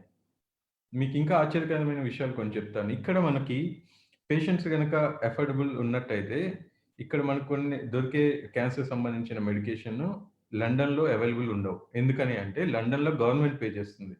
సో, గవర్నమెంట్ అప్రూవ్ చేసి ఇది మాత్రమే వాడాలి అంటే అవి మాత్రమే అవైలబుల్ అవుతాయి. బట్ ఇక్కడ ఓకే. మనం అన్నీ అవైలబుల్ ఉంటాయి. సో, స్టేజ్ 4 అనేది డెత్ సెంటెన్స్ కాదనమాట. సో, 5 సంవత్సరాల పాటు ఆమె నార్మల్ లైఫ్ లీడ్ చేస్తుంది. ఇప్పుడు కూడా ఇంకా she is doing well. That's nice sir. Super. And maybe that was the inspiration. Maybe అలా కూడా చాలా మంది అంటే వాళ్ళ విల్ పవర్ కూడా చాలా అక్కడ ఉంటుంది కదా సార్. ఇంత అంటే విల్ పవర్ లేకపోయినా కూడా అది కూడా కష్టమైపోతుంది ఎవరికైనా ట్రీట్మెంట్ చేయడం కూడా. డెఫినిట్‌గా. సో, ఆ కౌన్సెలింగ్ అనేది చాలా ఇంపార్టెంట్ అనమాట. మీకు ఈ ఈ ఇది పనిచేస్తుంది అనే ఉద్దేశంతో మనం తీసుకోవడం చాలా ఇంపార్టెంట్. Yes sir. ఎందుకంటే యెస్. అల్టిమేట్‌గా అది పనిచేసిందో లేదో అనేది అది డాక్టర్ చేతిలో లేదు. పేషెంట్ చేతిలో లేదు. ఆ ట్యూమర్‌కి, ఆ డ్రగ్‌కి మధ్య ఇంటరాక్షన్ మీద ఉంటుంది. కానీ మనం ఏ విధంగా అయితే ఫీల్ అయ్యి ఆ టాబ్లెట్ గాని, ఆ మెడికేషన్ గాని తీసుకుంటామో దాని మీద చాలా ఇంపాక్ట్ ఉంటుంది. మన క్వాలిటీ ఆఫ్ లైఫ్ మీద. ఎందుకని కొంతమంది కీమోథెరపీ అనే ఊహతోనే వామిటింగ్స్ వస్తాయి. ఇంకా ఇవ్వకముందే. దాన్ని ఆహ్, యాంక్సైటీ ఇండ్యూస్డ్ ఎమిసిస్ అంటామనమాట. ఓకే. యాంటిసిపేటరీ ఎమిసిస్ అంటాం. So, yes. మన ఆలోచన ధోరణి బట్టి కూడా చాలా డిపెండ్ అయి ఉంటుంది. That's nice sir. అండ్ కొన్ని కామెంట్స్ వచ్చినాయి. నేను ఒకసారి చదువుతాను. ఒకేసారి ప్రేక్షకులందరికీ ఒక్కసారి హాయ్ చెప్పండి sir. Good afternoon. Thank you for watching. అందరికీ కూడా మీ టైమ్ స్పేర్ చేసినందుకు చాలా థాంక్ యూ. ఉదయ్ భాస్కర్ గారు గుడ్ ఆఫ్టర్‌నూన్ అండి. గుడ్ ఆఫ్టర్‌నూన్ డాక్టర్ ప్రదీప్ గారు అని పెట్టారు ఉదయ్ భాస్కర్ గారు. అండ్ పోతిరాజు గారు కంగ్రాచ్యులేషన్స్ డాక్టర్ గారు అని పెట్టారు. అండ్ హాయ్ బ్రహ్మరాంబ గారు. హలో అండి. Hi. And one question from Pavan గారు. Where and when do you recommend getting a second opinion? Is a clinical trial right for patients? Why this cancer treatment very costly? 3 questions అడిగారు. ఒక question అనుకున్నాను. Okay. ఒక్కొక్క question మనం answer చేద్దాము. Answer చేద్దాం. ముందుగా yeah! Govindarajulu గారికి, పోతురాజు గారికి, బ్రహ్మమ్మ గారికి hi. Thank you. Yeah! Thank you. And Pavan గారు అడగండి మేడం. మౌనిక అడగండి. నేను చెప్తాను. Where and when do you recommend getting a second opinion? Right. So, second opinion ముఖ్యంగా ఎప్పుడు అవసరం అవుతుంది అంటే, ఏదైనా ఒక పెద్ద సర్జరీ చెప్పినప్పుడు, లేదా మనం ఇంకా ఏమేమి ఆప్షన్స్ ఉన్నాయో ఎక్స్‌ప్లోర్ చేయాల్సిన అవసరం ఉన్నప్పుడు, లేదా ఒక కాస్ట్‌లీ డ్రగ్‌కి వెళ్ళే ముందు, ఇంకేమన్నా చిన్న ఆప్షన్స్ ఉన్నాయా అని చెప్పి చూసే ముందు. సో నేను ఈ సెకండ్ ఒపీనియన్ గురించి ఎందుకు చెప్తున్నా అంటే ఫర్ ఎగ్జాంపుల్ నేను ఇందాక చెప్పిన డ్రగ్స్ ఏవైతే ఉన్నాయో అవన్నీ కూడా హ్మ్. కొన్ని థౌజండ్స్ నుంచి కొన్ని లక్షల్లో కూడా ఉంటాయన్నమాట. But at the same time similar డ్రగ్సే తక్కువ ఎఫికసీ కొంచెం తక్కువగా పనిచేసేవి, కొంచెం తక్కువగా క్లినికల్ ట్రయల్స్‌లో కనిపించినవి చాలా తక్కువ కాస్ట్‌గా మనకి అవైలబుల్ అవ్వచ్చు. ఫర్ ఎగ్జాంపుల్ కిడ్నీ క్యాన్సర్‌లో మేము వాడే డ్రగ్ నెలకి 25,000 అయితే సేమ్ ఆల్‌మోస్ట్ ఎఫికసీ ఉన్నది ఇంకోటి రూ. 1,00,000 ఉంటుంది. రెండిటికి యొక్క రిజల్ట్స్ ఒకటే అన్నమాట. సో, ఇటువంటి ఆప్షన్స్ ఏమన్నా ఉన్నాయా అని ఎక్స్‌ప్లోర్ చేసే ముందు సెకండ్ ఒపీనియన్ పనికొస్తుంది. అది ఎక్కడ తీసుకోవాలి అంటే డిపెండ్స్. మీరెక్కడ ఉన్నారు అనే దాన్ని బట్టి. సో, ఒకటొచ్చేసి ఆహ్ మీకు ఊర్లో ఉన్న వేరే హాస్పిటల్‌లో ఒపీనియన్ తీసుకోవచ్చు. సెకండ్ వచ్చేసి టాటాకి సంబంధించి 'నవ్య' అనేసి ఉంది. అట్లాగే ఆన్‌లైన్ ప్లాట్‌ఫార్మ్స్ చాలా ఉన్నాయి. మీది గనుక రిపోర్ట్స్ అప్‌లోడ్ చేసినట్టయితే వాళ్ళు కొంతవరకు ఒపీనియన్ చెప్పగలుగుతారు. ఎందుకంటే కరెక్ట్ ఒపీనియన్, ఫైనల్ ఒపీనియన్ చెప్పాలంటే పేషెంట్ యొక్క స్థితిని చూడాల్సుంటుంది యెస్. ఫిజిషియన్.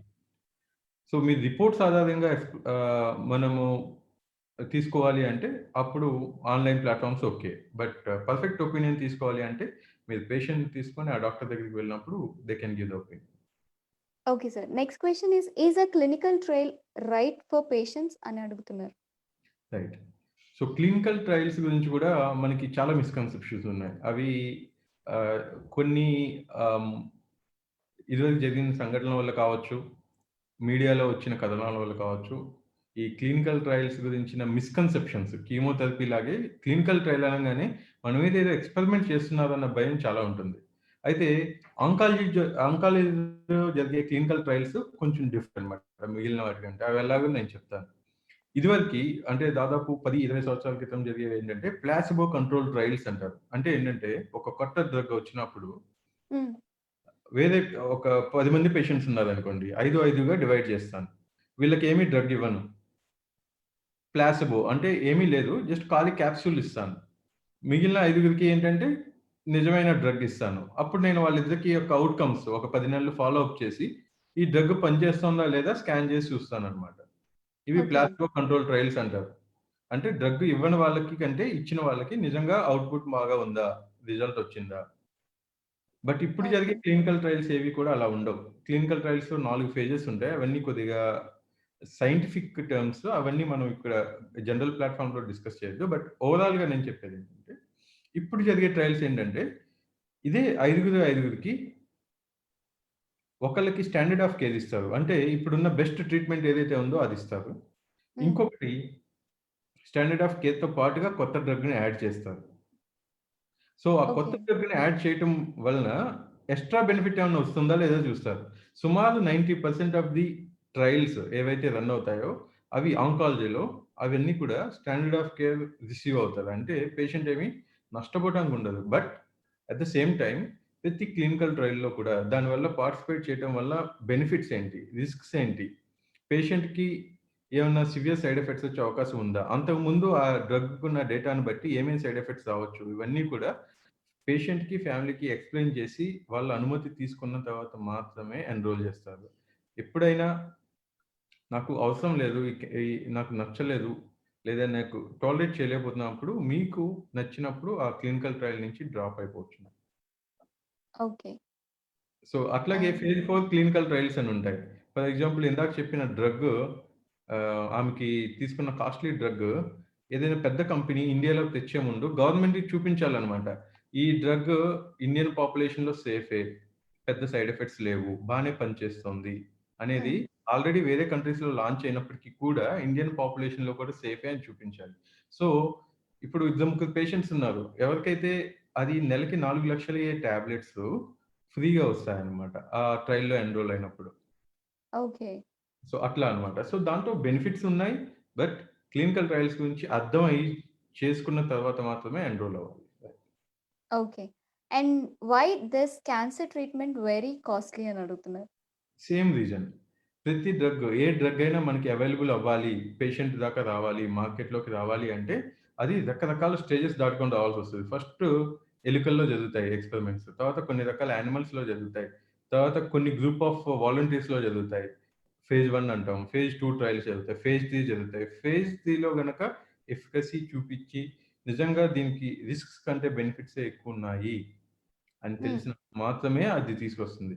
అలా చేయటానికి వరల్డ్ మొత్తం మీద ఉన్న రకరకాల క్యాన్సర్ సెంటర్స్‌లో వాళ్ళు పేషెంట్ రిక్రూట్ చేసుకొని వాళ్ళకి ఆ డ్రగ్ గురించిన ట్రయల్ ఎస్టాబ్లిష్ చేయడానికి చాలా ఖర్చులవుతాయన్నమాట. అట్లా మనం 100 డ్రగ్స్‌లో ట్రై చేస్తే ఒక డ్రగ్ కూడా రాకపోవచ్చును.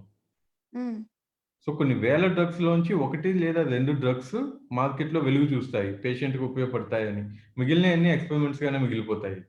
సో, ఈ అవును. ఖర్చులన్నీ గూడా ఏదైతే డ్రగ్ సక్సెస్ అయిందో వాటి మీద కంపెనీ ఈ రీసెర్చ్‌ని ఎంకరేజ్ చేయటానికి ఆ కంపెనీ వాళ్ళకి కొన్ని సంవత్సరాల పాటు పేటెంట్ ఇస్తారు. ఒక హుహు. 5 సంవత్సరాలనో, 6 సంవత్సరాలనో. సో, 6 సంవత్సరాల్లో వాళ్ళు ఇంత మనీ అదే ఇంత కాస్ట్ అని చెప్పి ఫిక్స్ చేస్తారు. ఆ 6 ఇయర్స్ పాటు వేరే వాళ్ళు దానికి అటువంటి డ్రగ్ మ్యానుఫ్యాక్చర్ చేయటానికి లేదు. ఓకే. అందుకని కాస్ట్ ఎక్కువుంటుంది. 6 ఇయర్స్ తర్వాత జనరిక్స్ ఒస్తాయి. హ్మ్. ఫర్ ఎగ్జాంపుల్ ఒక రకమైన బ్లడ్ క్యాన్సర్ ఉంటుంది. సీఎంఎల్ అని చెప్పేసి. హ్మ్. దానికి ఫస్ట్‌లో వచ్చినప్పుడు డ్రగ్ అది సుమారు 80,000 నెలకి వచ్చేసి. ఇమాటినిబ్ అని ఉంటుంది. గ్లీవాక్. ఓకే. ఇప్పుడు దానికి మన ఇండియన్ కంపెనీస్ చాలా వరకు ప్రొడ్యూస్ చేస్తున్నాయి. నెలకొచ్చేసి 1500-2000లో అయిపోతుంది ఖర్చు. వావ్! ఆ! సో, 80,000 పేటెంటెడ్ నుంచి అవును. యాహ్! దట్స్ వెరీ వాస్ట్ అంటే చాలా చాలా చేంజ్ అసల. అవును. Cost change. పేటెంట్ ఎక్స్‌పైర్ అయిపోయిన తర్వాత అవి చౌకవుతాయి. అప్పటిదాకా అవి కాస్ట్ ఎక్కువుంటాయి. ఓకే. అండ్ ఇంత ఫన్నీ క్వెషన్ అడిగితే ఎలా చెప్పు Abhi Srikrishna. Hi! Hi! Anyways fine. Don't take it silly. Please ask అని చెప్పి అడుగుతున్నారు. Curd rice is better or not? Please, please అని అడుగుతున్నారు. ఎందుకు అలా అడిగావు Abhi Srikrishna? I don't know. But curd rice బెటరా కాదా అని అడుగుతున్నారు తినడం. అంటే ఏ విధంగా బెటర్? అంటే లైక్ మనకి నేచురల్‌గా లభించేవి కూడా ఏవైనా కూడా ఇంట్లో మనం ఏవైతే చేసుకొని తింటామో అవన్నీ కూడా ఫాస్ట్ ఫుడ్స్ కానటువంటివి, మనం వండుకొని తినేటువంటివి, నేచర్ నుంచి వచ్చి డైరెక్ట్‌గా కన్జ్యూమ్ చేసేటువంటివి వీటన్నీ కూడా ఖచ్చితంగా హెల్త్ పరంగా మంచివే. వాటిలో ఎటువంటి డౌట్ లేదు. అది నెయ్యి యెస్. యెస్. కావచ్చు, ఈవెన్ నెయ్యి కూడా మనం ఫ్యాట్ అనుకుంటాం. బట్ అది కూడా అవును. అటువంటివన్నీ కూడా నేచురల్‌గా లభించేవన్నీ కూడా అన్‌ప్రాసెస్డ్ ఫుడ్స్. ఏవైనా కూడా హెల్త్‌కి సంబంధించి మంచివే. అట్‌లీస్ట్ బట్ నేను కూడా చాలా సార్లు విన్నాను సార్. ఘీ అనేది actually it's not bad fat. It's a good fat. మీరు ఒక స్పూన్ నెయ్యిని డైరెక్ట్‌గా తీసుకోవచ్చు. ఆఫ్టర్‌నూన్ లంచ్‌కి బిఫోర్ ఎప్పుడైనా తీసుకొని తినొచ్చు అని చెప్పి. So, is it true? అది నాకు ట్రూవో కాదో తెలీదు కానీ చాలా దగ్గరలో ఈ మాట మాత్రం విన్నాను నేను. మీకొక ఫన్నీ ఫ్యాక్ట్ కూడా చెప్తాను. ఇట్లా ఘీ గురించి మీరు స్పెషల్‌గా అడిగారు కాబట్టి. మేము ప్రోస్టేట్ క్యాన్సర్‌లో ఎబిరెట్రోన్ అనే ఒక డ్రగ్ ఇస్తాం. హ్మ్. అది నార్మల్‌గా అయితే 4 టాబ్లెట్స్ ఏసుకోవాలన్నమాట రోజుకి. హ్మ్. అంటే ఒక రకమైన రీసెర్చ్‌లో ఏం చూసారంటే, మనం గనుక హై ఫ్యాట్ డైట్‌తో తీసుకున్నప్పుడు ఒక హ్మ్. టాబ్లెట్ ఏసుకున్నా సరిపోతుంది. ఎందుకని? అల్టిమేట్‌గా ఈ టాబ్లెట్స్ లోపలికెళ్ళి పొట్టలోకి వెళ్లి అబ్జార్బ్ అవ్వాలి. అయితే అవును. ఒక టాబ్లెట్ ఏసుకున్నామనుకోండి, దాని నుంచి 20% 30% అబ్జార్బ్ అవ్వచ్చు. ఓకే. యెస్. అందుకని 4 టాబ్లెట్‌లు ఆ డోస్ అలా ఫిక్స్ చేస్తారు. అయితే ఈ ఫ్యాట్‌తో పాటు, ఘీతో పాటు గాని అట్లా తీసుకున్నప్పుడు ఆ టాబ్లెట్ అంటే అన్నీ కాదు. ఇది జనరలైజ్డ్ కాదు. ఆ యెస్. టాబ్లెట్ పరంగా మాత్రమే చెప్తున్నాను. ఎందుకంటే పబ్లిక్ ప్లాట్‌ఫార్మ్‌లో మాట్లాడుతున్నప్పుడు చాలా మిస్‌కన్సెప్షన్స్ ఈజీగా స్ప్రెడ్ అవుతాయి. యెస్. So, yes. ఇదేంటంటే ఆ ఘీతో పాటు ఆ టాబ్లెట్ అబెదట్రోన్ అనే టాబ్లెట్ తీసుకున్నప్పుడు హై ఫ్యాట్ డైట్‌తో పాటు తీసుకుంటే ఒక టాబ్లెట్ తీసుకున్నా సరిపోతుందన్నమాట. అండ్ ఈక్వల్ రెస్పాన్స్ వస్తుంది. వావ్! అది మనం చేసిన ట్రయల్ కాదు. వెస్టర్న్ పీపులే చేశారు. యూఎస్‌లో కూడా ప్రెజెంట్ చేశారు. సో, చాలా దేశాలు ఇవి ఫాలో కూడా అవుతున్నాయన్నమాట. So wow! ఆ! అదనమాట. అంటే ఇది ఒక మంచి విషయమే కదా! ఒక ఫుడ్‌తో పాటు అంటే మనకి ఒక నెయ్యి ఎక్కువ తినమని నేను చెప్పడం లేదు. అఫ్‌కోర్స్ కొన్ని సార్. రకాల టాబ్లెట్స్‌తో ఈ హై ఫ్యాట్ డైట్ తీసుకోవాలి. అవి మీ డాక్టర్ సజెషన్ చేసినప్పుడు మాత్రమే అలా చేయాలి. Yes. Yes. Yes. And hi, hi. Good afternoon అండి. గుడ్ ఆఫ్టర్‌నూన్ గాదెంశెట్టి ఎల్ఎన్ఆర్ గారు. అండ్ లంచ్ అయిపోయిందండి. లంచ్ చేసే వచ్చి కూర్చున్నాను. And anyways thank you for coming. Thank you for commenting here. And ఇంకా ఏమైనా మీకు కామెంట్స్ చేయాలనుకుంటే చేయొచ్చు. అండ్ అలాగే మీరు ఇంకా ఏమైనా అడగాలనుకుంటే అడగొచ్చు. అండ్ ఈలోపు నేను సార్‌ని కొన్ని క్వెషన్స్ అడిగేస్తాను. ఆహ్, సార్ ఇప్పటిదాకా అయితే మనం అక్కడి వరకు వెళ్ళిపోయాం. మళ్ళీ మళ్ళీ టాపిక్‌లోకి వచ్చేద్దాం. అండ్ ఆల్రెడీ మనం టాపిక్‌లోనే ఉన్నాం. వీళ్ళు అడిగిన క్వెషన్‌లో కూడాను. And why doctors do not say clearly about survival of patients like we see in movies అంటే 3 మంత్స్ ఆర్ 6 మంత్స్ అని చెప్పి. ఓకే. ఇది కూడా ఇంపార్టెంట్ క్వెషన్. మనం మూవీస్‌లో చూసినప్పుడు ఏంటంటే, వాళ్ళు రోజులతో సహా మనం వింటా ఉంటాము. యాహ్! లైక్ ఇంకా 2 మంత్సే ఉంది. 100 డేసే ఉంది. ఇన్‌ఫాక్ట్ నెట్‌ఫ్లిక్స్‌లో 100 డేస్ అని చెప్పేసి ఒక సీరియల్ కూడా ఉంది. యాహ్! ఆహ్, ఆ! సో, ఇవన్నీ ఏంటంటే ఆర్బిట్రరీ ఆర్బిట్రరీ పాయింట్స్ అన్నమాట. అంటే ఆహ్, సుమారుగా చెప్పేటువంటి అర్థమే. ఫర్ ఎగ్జాంపుల్ ఇందాక ఆమెకు చెప్పాను. హ్మ్. లంగ్ క్యాన్సర్ పేషెంట్ గురించి. ఏమైతే ఆమె 5 ఇయర్స్ పాటు ఆ టాబ్లెట్స్ తీసుకొని ఆహ్, సర్వైవ్ అవుతున్నారో, ఇంకా మంచిగా వర్క్ చేస్తున్నారో, అవి 100 మందిలో పనిచేయవు. మేము ఈ టాబ్లెట్ ఇచ్చేప్పుడు కూడా ముందు క్లియర్‌గా చెప్తామన్నమాట. 100 మందికిస్తే ఒక 80 మందిలో పనిచేయొచ్చు. 20 మందిలో పని చేయకపోవచ్చు. హ్మ్. సేమ్ టాబ్లెట్, సేమ్ క్యాన్సర్ కదా! ఎందుకు పనిచేయదు? ఎందుకంటే, ఆ క్యాన్సర్ యొక్క జన్యుపరమైన చేంజెస్ ఏమున్నాయి అనేది ప్రతి పేషెంట్‌కి వేరుగా ఉండొచ్చు. మన బాడీ యొక్క రెస్పాన్స్ ప్రతి ఒక్కళ్ళది వేరుగా ఉండొచ్చు. సేమ్ డ్రగ్‌కి, హ్మ్. సేమ్ క్యాన్సర్‌లో. So, yes. అందుకననమాట. సో, వేరు ఉండే రెస్పాన్సెస్. ఓకే. అండ్ బాడీస్ అన్నీ డిఫరెంట్‌గా ఉండడం వల్ల వాళ్ళ మీద యూజ్ చేసే డ్రగ్స్ కూడా కొంచెం అటు, ఇటు అవుతూ ఉంటాయంటారు. అవును. అట్లాగే మన క్లినికల్ ట్రయల్స్‌లో మేమొక పేషెంట్‌కి సర్వైవల్ ఎలా చెప్తాం? ఫర్ ఎగ్జాంపుల్ ప్యాంక్రియాటిక్ క్యాన్సర్ ఉందనుకోండి. అది హ్మ్. చాలా ఇబ్బందికరమైన క్యాన్సర్. పేషెంట్‌కి, ఫ్యామిలీకి, డాక్టర్‌కి కూడా. Patient okay. పెయిన్‌లో ఉంటారు. మెటాస్టాటిక్ క్యాన్సర్ ఉందనుకోండి. ఒక చివరి స్టేజ్‌లోకొచ్చేపాటికి విపరీతమైన పెయిన్ అనేది బాగా ఇబ్బంది పెడుతుందనమాట. సో, హ్మ్. ఇప్పటికి కూడా మంచి ఫ్రాంక్లీ స్పీకింగ్ మంచి డ్రగ్స్ లేవు ప్యాంక్రియాటిక్ క్యాన్సర్‌కి. కొన్ని డ్రగ్స్ వస్తున్నాయి కొత్తవి. హ్మ్. 6 మంత్స్ టు 9 మంత్స్ అని జెప్తారు. అయితే మా దగ్గర 2 ఇయర్స్, 3 ఇయర్స్ చేసేవాళ్ళున్నారు ఇంకా. అది హ్మ్. మరి అదేంటండి 6 మంత్సే అని చెప్పారు గదా! మరి ఇదేంటంటే డాక్టర్ కూడా ఎలా చెప్తారంటే ఇదివరకున్న డేటా మీద ఫర్ ఎగ్జాంపుల్ ఒక 1000 మంది క్యాన్సర్ పేషెంట్స్ ఉన్నారనుకోండి ప్యాంక్రియాటిక్ క్యాన్సర్ వాళ్ళు. హ్మ్. వాళ్ళకి ఈ డ్రగ్ ఇస్తే వాళ్ళు ఎంతమంది సుమారు 50% మంది ఎంతకాలం జీవించారు అనే ఫ్యాక్ట్ చెప్తామనమాట. ఓకే. సో, మీరు ఈ 50%లో ఉన్నారా? ఆ 50%లో ఉన్నారా? అనేది డాక్టర్ ముందే ప్రెడిక్ట్ చేయడానికి ఎటువంటి కాలిక్యులేటర్స్ ఉండవు. ఓకే. అది టైమ్‌తో పాటుగా బాడీకి ఎలా రెస్పాండ్ అవుతుంది ఆ డ్రగ్‌కి అనే దాన్ని బట్టి డిపెండ్ అవుతుందన్నమాట. ఓకే. అండ్ అలాగే why any oncologist is not willing to tell and use about vitamin బి17? Vitamin బి17 ఏ షాప్‌లో దొరుకుతుందో చెప్పండి మీరు? దొరకదు. ఆఫ్‌కోర్స్ ఎక్కడ దొరకదు. అసలు నిజంగా చెప్పాలంటే కొన్ని టాబ్లెట్స్ కొన్ని డ్రగ్స్ చాలా వరకు దొరకట్లేదు సార్. నార్మల్ డ్రగ్స్ కూడా దొరకట్లేదు. ఈవెన్ మనం అసలు ఆ ఎక్కడైనా డ్రగ్ మెడికల్ లేదండి. షాప్‌లో ఆ చూసి డ్రగ్ లేదు. బి17 అనేది. అది మన ఓహ్! వాట్సాప్ యూనివర్సిటీ క్రియేషన్ అన్నమాట. ఓహ్! ఆ! సో, మీరు యూట్యూబ్‌లో గనక వైటమిన్ బి17 అని చూస్తే చాలా వీడియోస్ దొరుకుతాయి. అంటే హ్మ్. వైటమిన్ బి17 తీసుకుంటే క్యాన్సర్ రాదు. వచ్చిన క్యాన్సర్ మాయమైపోతాయి. బట్ ఇది డాక్టర్స్ దాచేస్తున్నారు. పెద్ద పెద్ద ఫార్మా ఇండస్ట్రీస్ దాచేస్తున్నాయని. నిజంగా వాళ్ళు దాచేస్తుంటే ఇప్పుడు కొంతమంది ప్రెసిడెంట్స్‌కి కూడా క్యాన్సర్ ఉందండి. జపాన్‌లో గాని కొన్ని రకాల దేశాల ప్రెసిడెంట్స్‌కి క్యాన్సర్ ఉంది. అవును. వాళ్ళెందుకు ఇవ్వరు? అవును. అటువంటిదేమీ లేదు. వైటమిన్ బి17 అనేది ఇంతవరకు ఎవరు చెప్పలేదు. అదొక మిత్ అన్నమాట. దాన్ని సర్క్యులేట్ చేయటం వల్ల ఏంటంటే యూట్యూబ్ వ్యూస్ కోసం కావచ్చు, దేనికోసం కావచ్చు అలా ఇది చేస్తా ఉంటారు. జనాల్లో ఒక రకమైన ఆహ్, అసహనం క్రియేట్ చేయడానికి ఇది చేస్తా ఉంటారు. ఇప్పుడు అది నేను దాన్ని సోషల్ టెర్రరిజం అని పిలుస్తాను. అంటే అంతే గదా! ఇప్పుడు అంతే. టెర్రరిజం వేరే వాళ్ళని సీరియస్‌లీ. హింసించి మనము ఆనందం పొందటం. సో, అంతే. లేని దాన్ని క్రియేట్ చేసి ఆశ చూపించి మీరు వాళ్ళకి ఏదో హెల్ప్ దొరుకుతుంది అని చెప్పి నిజానికి అది లేదు.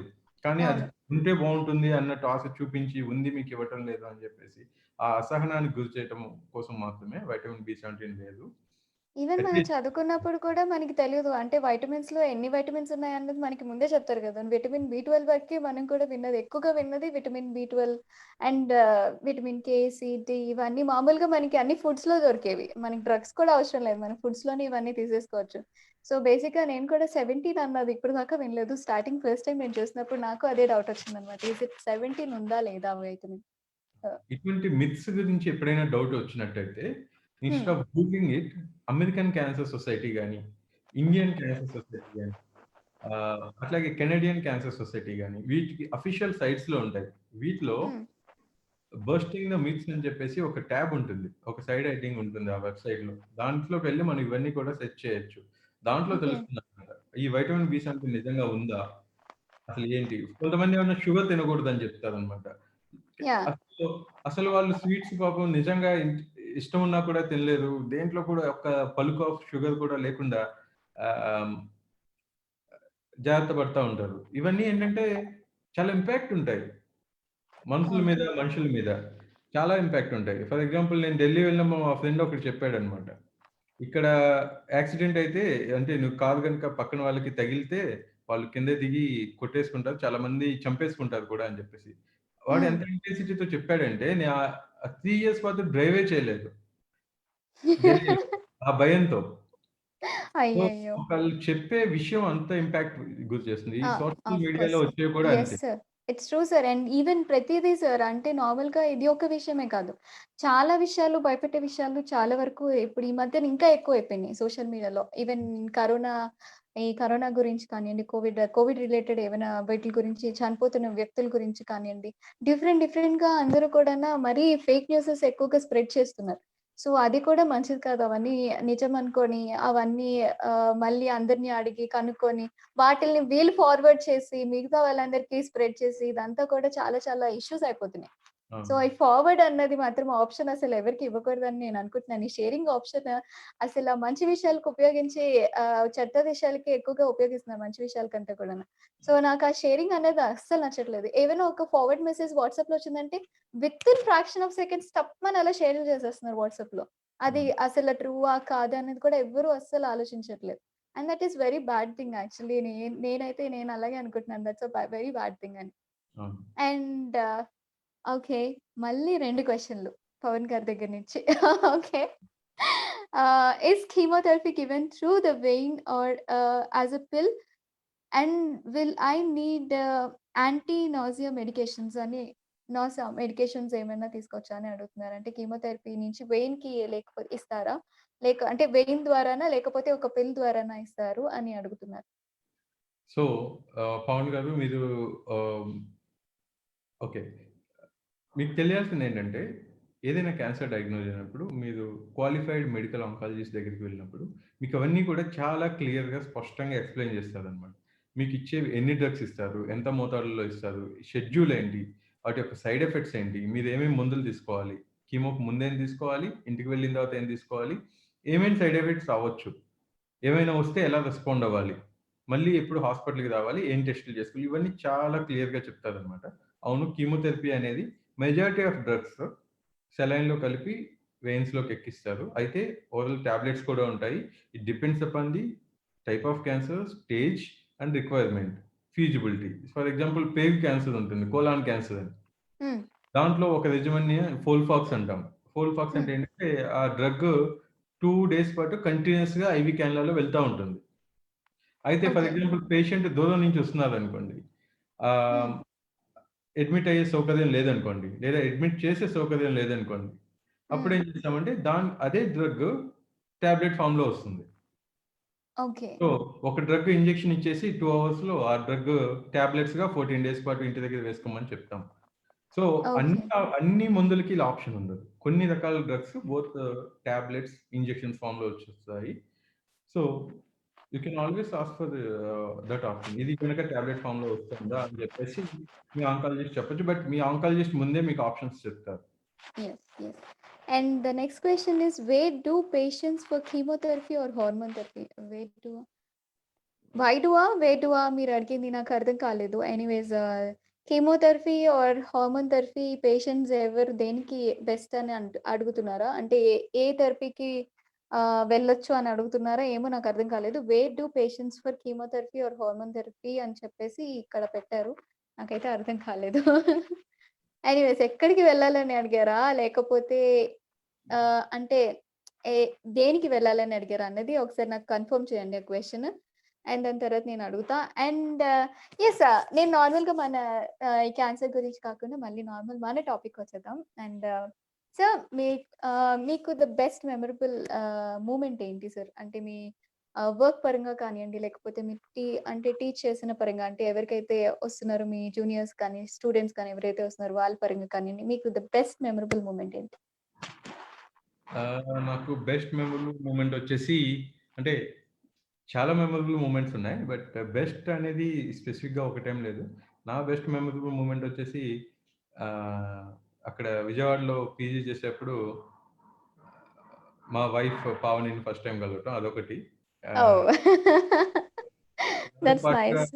ఆంకాలజీ చేసేప్పుడు ఢిల్లీలో నేను ఒక ఇంటర్నేషనల్ ఫెలోషిప్ కోసం అప్లై చేశాననమాట. దానికి మామూలుగా నాకున్న పబ్లికేషన్స్ అవన్నీ పెట్టి అప్లై చేశాననమాట. సో, ఎప్పుడో ఒకసారి ఒక ఇండియన్‌కొచ్చిందనమాట. మా సీనియర్ ఎయిమ్స్‌లో చేసేదానికి వచ్చింది. సో, దాంట్లో నేను సెలెక్ట్ అయినప్పుడు చాలా హ్యాపీ ఫీల్ అయ్యాననమాట. అంటే లైక్ మొత్తం గ్లోబల్‌గా కూడా ఒక 8 మెంబర్స్‌ని సెలెక్ట్ చేస్తారు ఆ ఫెలోషిప్‌కి.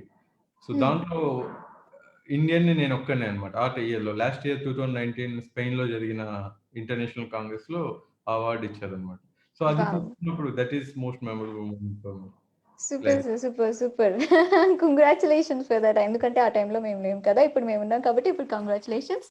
అండ్ ఇలాంటి అవార్డ్స్ మీరు ఇంకా ఇంకా ఎన్నో తీసుకోవాలి అసల. ఫస్ట్ ఆఫ్ ఆల్ చాలా చాలా తీసుకోవాలని మేమైతే కోరుకుంటున్నాం. అండ్ సో నెక్స్ట్ మన నార్మల్ క్వెషన్ అడిగే ముందు ఇంకా మళ్ళీ మళ్ళీ కమింగ్ టు మన దీని ట్రీట్మెంట్ గురించి వచ్చేద్దాం. And yes. క్యాన్సర్ ట్రీట్మెంట్ ఎందుకు కాస్ట్‌లీ ఇవన్నీ దాని గురించి మీరు చెప్పేసారు. ఆబ్వియస్‌లీ అండ్ ఇందాకల అడిగిన క్వెషన్‌లో. And my neighbour is advocating me to take some magical herbs which has distant relative cancer, and he says chemotherapy will make me sick with hair loss. Okay. మీరిందాక చెప్పింది యాక్చువల్లీ. So, yes. చాలా మంది ఏంటంటే magical herbs అంటే మనకి మూలికలు వైద్యము ఇలాంటివి చాలా ఉంటాయి కదా సార్! చాలా నార్మల్ అంటే థెరపీస్‌తోని చేసేసుకోవచ్చు అని చాలా మంది చెప్తూ ఉంటారు. Is it true or false? అసలు అదంతా అవుతుందా? నాకు ఆయుర్వేదం అంటే చాలా గౌరవం. సో, నేనేమి వేరే బ్రాంచెస్ ఆఫ్ మెడిసిన్ మీద డెఫినిట్‌గా I will not comment. But హ్మ్. మూలికలు హెర్బ్స్ అనేవి అన్నీ కూడా ఆయుర్వేదం క్వాలిఫైడ్ ప్రాక్టీషనర్స్ ఇచ్చేవి కాదు. అవును. కొంతమందేంటంటే ఫర్ ఎగ్జాంపుల్ ఢిల్లీలో వర్క్ చేసేప్పుడు ఒక మూలన ఉన్న మా క్యాన్సర్ హాస్పిటల్ ఉండేది. చాలా పెద్దది. అదే సందులో చివరన ఒకాయన కూర్చొని ఉండేవాడనమాట. హ్మ్. అంటే ఏవో క్యాన్సర్‌కి సంబంధించిన మూలికలు అమ్మేస్తూ ఉండేవాడు. హ్మ్. అయితే కొంతమంది పేషెంట్స్ అక్కడికి కూడా వెళ్ళేవాళ్ళు. ఓకే. సో, కొంతమందిలో ఎందుకని రెస్పాన్స్ అవ్వడం లేదు, లేదా క్లినికల్ ల్యాబ్ అబ్నార్మాలిటీస్ నార్మల్‌గా ఉండాల్సిన డబ్ల్యూబీసీ కౌంట్స్ ఎందుకని పెరిగిపోతున్నాయి, అవన్నీ చూసినప్పుడు వాళ్ళడిగితే నిదానంగా కూర్చోబెట్టి వాళ్ళనడిగితే చెప్పేవాళ్ళనమాట. గోమూత్రం తాగుతున్నామండి అని జెప్పేసి. ఓహ్! సో, కీమోథెరపీతో పాటుగా గోమూత్రం తీసుకోవడం, లేదా వేరే హెర్బ్స్ తీసుకుంటాం. టి బేసిక్‌గా చెప్పేదేంటంటే, ఒకేసారి పేషెంట్ మీద 2 రకాల డ్రగ్స్ ప్రయోగించినప్పుడు రెండిటికి సైడ్ ఎఫెక్ట్స్ ఒస్తాయి. ప్రపంచంలో ఏది కూడా సైడ్ ఎఫెక్ట్ ఆ! లేకుండా ఉండదు. ఒక లిమిట్ దాటితే దేనికైనా సైడ్ ఎఫెక్ట్స్ ఉంటాయి. అది ఎంత మంచిదైనప్పటికీ కూడా. So, yeah! కీమోథెరపీ ఇస్తున్నాము, లేదా ఈ మూలికలు ఇస్తున్నాము. అవి కిడ్నీల మీద పనిచేస్తాయా? లివర్‌ని పాడు చేస్తాయా? మనకు తెలీదు. బ్లడ్ కౌంట్స్‌ని అబ్నార్మల్‌గా చేసేస్తాయి. రకరకాల సైడ్ ఎఫెక్ట్స్ ఉంటాయి. సో, హ్మ్. ఏదైనా ఒక మీరు నమ్మిన బ్రాంచ్ వైపు వెళ్లి, అక్కడ ట్రీట్మెంట్ చేయాలి. 2 రకాలవి ఒకేసారి చేయకూడదు. 2 పడవల్లో కాలు పెట్టకూడదు. పడిపోతాం. Yes sir. అండ్ మీకోసం ఇంకో క్వెషన్ రెడీ చేసుకుంటున్నాననమాట నేను. And okay. So, okay. నేను నెక్స్ట్ నార్మల్ క్వెషన్ అయితే మిమ్మల్ని లాస్ట్‌లో అడుగుతాను. ఎందుకంటే we have only 1 question and time కూడా చాలా తక్కువ ఉన్నది. మన దగ్గర జస్ట్ 10 మినిట్స్ మాత్రమే ఉన్నది. సో, ఆ 10 మినిట్స్‌లో మీరు ఈ క్వెషన్స్‌కి ఆన్సర్ చేయాలి కాబట్టి సో, అంటే డాక్టర్ యాక్చువల్లీ మనకి క్యూరబుల్ అంటే ఇప్పుడు ఇది క్యూరబుల్ స్టేజ్ ఆఫ్ క్యాన్సర్ అని చెప్పేసి చెప్తా ఉంటారు. బట్ ఇంకా స్టిల్ 5 ఇయర్స్ వరకు ఫాలో అప్ చేస్తూ ఉండాలి అని చెప్పేసి అంటారు. ఎందుకు? ఎందుకు? ఆ! ఇది కూడా చాలా మంచి క్వెషన్ అడిగారు మీరు. అంటే ట్రీట్మెంట్ అయిపోయిన తర్వాత కొంతమంది నాన్ అడ్హెరెన్స్ ఉంటది. అంటే ఫాలో అప్ చేయదన్నమాట చెప్పిన తర్వాత. ట్రీట్మెంట్ అయిపోయింది కదా! ఇంకా హాస్పిటల్‌కి వెళ్ళటం ఎందుకు? ఎందుకంటే హ్మ్. క్యాన్సర్ హాస్పిటల్ రావాలంటే అదొక రకమైన స్టిగ్మా ఉంటుందన్నమాట. అవును. అవును. పద్దాక రావాలి. చుట్టూతా డ్రగ్స్ వాసన లేదంటే హాస్పిటల్ యొక్క ఎన్విరాన్మెంట్ సరౌండింగ్స్. ఆ! అది కూడా ఒక రకమైన యాంగ్జైటీ క్రియేట్ చేస్తది. సో, అవును. అయిపోయింది ట్రీట్మెంట్ ఇంక మానేద్దాం, ఇంక వెళ్ళొద్దు అన్న ఆలోచన ఉంటుంది. బట్ అది చాలా తప్పనమాట. ఎందుకనంటే ట్రీట్మెంట్ ఎంత ఇంపార్టెంటో ఫాలో అప్ కూడా అంత ఇంపార్టెంట్. అవును. క్యాన్సర్‌కి ప్రస్తుతం ఉన్న ట్రీట్మెంట్స్ ఎంతవరకు ఎఫెక్టివ్ అంటే, మనం 100 మందిని ట్రీట్ చేసామనుకోండి. For example early breast cancer ఉంది. స్టేజ్ 1, స్టేజ్ 2 బ్రెస్ట్ క్యాన్సర్స్ ఉన్నాయి. వాటిలో మనం 5 ఇయర్స్, 10 ఇయర్స్ ఫాలో అప్ చేస్తే ఒక 100 మందిలో 10-15% మందికి వెనక్కొస్తాయి. హ్మ్. దాని గురించి 100 మందిని చెక్ చేయాల్సి ఉంటుంది. సో, అవును. మనం ఫాలో అప్ చేసే ఉద్దేశ్యం ఏంటంటే, ఒకవేళ గనక ఎవరిలో అయినా క్యాన్సర్ వెనక్కొస్తుంటే, దాన్ని చాలా ఎర్లీ స్టేజ్‌లోనే పికప్ చేసి, మళ్ళీ కూడా క్యూరేటివ్ ఇంటెంట్‌తో ట్రీట్ చేయగలగడం. అవును సార్. అవును. It's true. ఒకళ్ళలో క్యాన్సర్ వస్తుందంటే ఆహ్, ఆ టెండెన్సీ ఉంది క్యాన్సర్ ఫార్మ్ అవ్వటానికి. దానికి రకరకాల కారణాలుండొచ్చు. ఆ కారణాలనేవి అంటే కొన్ని మోడిఫై చేయగలగొచ్చు మనం, కొన్ని చేయలేకపోవచ్చు. మోడిఫై చేయగలిగినవేంటి? స్మోకింగ్ మన హ్మ్. చేతిలో మనం కాదనుకుంటే స్మోక్ చేయకుండా ఉండొచ్చు. ఆల్కహాల్, ఒబేసిటీ, జంక్ ఫుడ్స్ ఇవన్నీ మోడిఫైయబుల్. బట్ ఏదైతే మన లోపల ఉందో, శరీరం లోపల మన కణాల లోపల డీఎన్ఏ రూపంలో ఉందో దాన్ని మనం మోడిఫై చేయలేం. We have to live with it. Yes sir. So, ఫ్యామిలీలో గనక క్యాన్సర్స్ ఉన్నాయనుకోండి. 2 ఇద్దరు అంటే క్లోజ్ బ్లడ్ రిలేటివ్స్‌కి గనక క్యాన్సర్‌లు ఉన్నట్టయితే, అది నెక్స్ట్ రిలేటివ్‌కి ఎవరికైతే క్యాన్సర్ లేదో వాళ్ళు కూడా అలర్ట్‌గా ఉండడం అనేది ఇంపార్టెంట్ అన్నమాట. సో, అవి ఓకే. కూడా మీ క్యాన్సర్ అంటే డాక్టర్ లైక్ జెనెటిక్ ప్రాబ్లమ్స్ అంటారు. అవును. అంటే జెనెటికల్‌గా కూడా ఇలా వచ్చే ఛాన్సెస్ ఉన్నాయేమో. ఉంటాయండి. కొన్ని రకాల క్యాన్సర్‌లో ఫర్ ఎగ్జాంపుల్ హ్మ్. మోస్ట్ ఇంపార్టెంట్‌గా మనం చెక్ చేయాల్సింది బ్రెస్ట్ క్యాన్సర్‌లు, అట్లాగే హ్మ్. ఓవేరియన్ క్యాన్సర్‌లు, ప్యాంక్రియాస్, ప్రోస్టేట్, కోలాన్ క్యాన్సర్. ఇవి వీటి మీద జెనెటిక్ రిసర్చ్ బాగా జరుగుతుంది. వీటన్నిటికి కూడా ఎస్టాబ్లిష్డ్ గైడ్‌లైన్స్ ఉన్నాయన్నమాట. మనం ఎప్పుడు జెనెటిక్ టెస్టింగ్‌కి వెళ్ళాలి? ఏ రకమైన హ్మ్. పరీక్ష చేయాలి? ఒకవేళ అది పాజిటివ్ వస్తే ఇంప్లికేషన్స్ ఏంటి? మిగిలిన వాళ్ళకి టెస్ట్ చేయాలా లేదా? నెగెటివ్ వస్తే ఏంటి? ఇవన్నీ కూడా మీరు అడగొచ్చు అండ్ డిస్కస్ చేయొచ్చు. Okay sir. Okay. Fine. And simple fact my for hmm. Example sorry Mounika. So, పర్లేదు. పర్లేదు. చెప్పండి. బ్రెస్ట్ క్యాన్సర్ 60 ఇయర్స్‌లో కామన్‌గా వస్తుంది. వాళ్ళలో అవును. జెనెటిక్ టెస్టింగ్ అవసరం లేదు. ఫర్ ఎగ్జాంపుల్ 30 ఇయర్స్ వాళ్ళలో కూడా వస్తుంది. వాళ్ళలో జెనెటిక్ టెస్టింగ్ అవసరం అన్నమాట. ఎందుకని? అది రావాల్సిన వయసు కాదు బ్రెస్ట్ క్యాన్సర్‌కి. ఎందుకొచ్చింది? ఆమెలో జన్యుపరంగా ఏవో చేంజెస్ ఉన్నాయి. వాటి వల్ల ఎర్లీ ఏజ్‌లో వచ్చేస్తున్నాయి క్యాన్సర్స్. సో, రావాల్సిన వయసు కంటే ముందు క్యాన్సర్ రావడం గాని, ఫ్యామిలీలో ఒకళ్ళు లేదా ఇద్దరు అంతకంటే ఎక్కువ మందిలో గనక క్యాన్సర్స్ ఒకే రకమైన క్యాన్సర్స్ గాని, ఒక గ్రూప్ ఆఫ్ క్యాన్సర్స్ గాని వస్తున్నప్పుడు, క్యాన్సర్ ఏవైనా కావచ్చు హ్మ్. వస్తున్నప్పుడు. అట్లాగే ఒకే మనిషిలో రకరకాల క్యాన్సర్‌లు మళ్ళీ మళ్ళీ రావటం అవ్వచ్చు. ఇవన్నీ కూడా కొన్ని రకమైన ఇండికేషన్స్ అన్నమాట. ఒక వార్నింగ్ సైన్స్ లాంటివి మిగిలిన వాళ్ళకి, ఆ ఫ్యామిలీలో ఉన్న వాళ్ళకి. హ్మ్. అప్పుడు జెనెటిక్ టెస్టింగ్‌కి వెళ్ళాలి. Okay. Okay. And okay, I have heard stories from even well-educated friends who said the immunotherapy he got for his mother was fake and was not the real immunotherapy, and he didn't know that till last stage. And when he reached proper oncology hospital, how will I know which is real and which is fake? అని చెప్పేసి ఒక question. Okay. So, okay. Immunotherapy గురించి okay. ఒక well educated friend నుంచి వచ్చినది. Okay. Okay. So so, immunotherapy అనేదేంటంటే, ఇప్పుడు కొత్తగా మనం క్యాన్సర్ ట్రీట్మెంట్ గురించి గూగుల్‌లో సెర్చ్ చేస్తే, ఇమ్యునోథెరపీ గురించిన మెసేజెస్ చాలా పాపప్ అవుతాయి. హ్మ్. ఇమ్యునోథెరపీ అనేది రకరకాలుగా ఉంటుంది. దాంట్లో అది కూడా చాలా ఆంకాలజీ లాగా బ్రాడెస్ట్ టర్మ్ అనమాట. దాంట్లో చాలా రకాలైన డ్రగ్స్ ఒస్తాయి. కొన్ని ఇంకా రిసర్చ్‌లో ఉన్నాయి. కొన్ని వెలుగు చూసాయి. కొన్ని వాడుతున్నాం ఆల్రెడీ. ఇవి చాలా కాస్ట్‌లీ. ఓకే. అంటే నెలకొచ్చేసి కూడా 2,00,000-4,00,000 అలా ఖర్చయ్యే డ్రగ్స్ ఉంటాయి కొన్ని ఇమ్యునోథెరపీవి. హ్మ్. అయితే ఇదే బేసిస్‌గా చేసుకొని నేను ఢిల్లీలో ఉన్నప్పుడు ఒక కేస్ చూసాను. అతను software engineer. Well educated. So, software engineers వాళ్ళకన్నీ తెలుసు ఆల్‌మోస్ట్. దే హావ్ అవును. One yeah! Highest forms of education towards engineering. అయితే వాళ్ళ మదర్‌కి బ్రెస్ట్ క్యాన్సర్ అయితే ఒక రకమైన డెండ్రైటిక్ సెల్ థెరపీ అని చెప్పేసి ఢిల్లీలో ఎవరో ఒకాయన పెడితే అక్కడికి తీసుకొని వెళ్ళాడు. తీసుకొని వెళ్లి అక్కడ ట్రీట్మెంట్ చేసి ఒక్కొక్క డోస్‌కి 4,00,000 ఖర్చయిందంట అతనికి. ఆమె బ్లడ్ తీసి ఆమెకే ఇచ్చారన్నమాట మళ్ళీ. ఓహ్! అది ఎస్టాబ్లిష్డ్ ట్రీట్మెంట్ కాదు. ఎస్టాబ్లిష్డ్ ట్రీట్మెంట్ కాదు. సో, నేను చెప్తుందేంటంటే ప్రతిదీ వండర్ డ్రగ్స్ ఏం కాదు ఏవి కూడా. అయితే అవును. ఎస్టాబ్లిష్డ్ ట్రీట్మెంట్ అయ్యుండాలి. అది ఎస్టాబ్లిష్డా కాదా ఎలా తెలుస్తుందంటే ఇందాక నేను చెప్పిన సైట్స్ అమెరికన్ క్యాన్సర్ సొసైటీ లేదా ఇండియన్ క్యాన్సర్ సొసైటీ, ఐఎస్ఎంపీఓ అని ఉంటుంది. Indian society for medical and paediatric oncology. ఇటువంటి వెబ్‌సైట్స్‌లో లేదా టాటా మెడికల్ సెంటర్ tmc.gov.in అని ఉంటాయి. ఇవన్నీ గూడా హ్మ్. వీటిలో పేషెంట్స్‌కి సలహాలుంటాయి. క్లియర్ కట్ ఒపీనియన్స్ ఉంటాయి. ఏవి మీరు ఎక్కడైతే వెళ్ళొచ్చు, ఎటువంటి డ్రగ్స్ వాడతారు యూజువల్‌గా వాడతారు. వరల్డ్ వైడ్‌గా. అది. దానికి ఇదివరకి పేషెంట్స్‌లో ఎస్టాబ్లిష్డ్ రిజల్ట్స్ ఉన్నాయా లేవా? సేమ్ సిమిలర్ పేషెంట్స్‌లో. ఈటి డేటా మీద ఆధారపడి ఉండాలి గానీ, ఎక్కడో ఒకళ్ళకి క్యూర్ అయిపోయింది కాబట్టి అది వాడదాము అంటే, అది మన పేషెంట్స్‌లో మనం ఎక్స్‌పెరిమెంట్ చేయడానికి ఇష్టపడతామా? అవును. అది. Yes sir. True. True.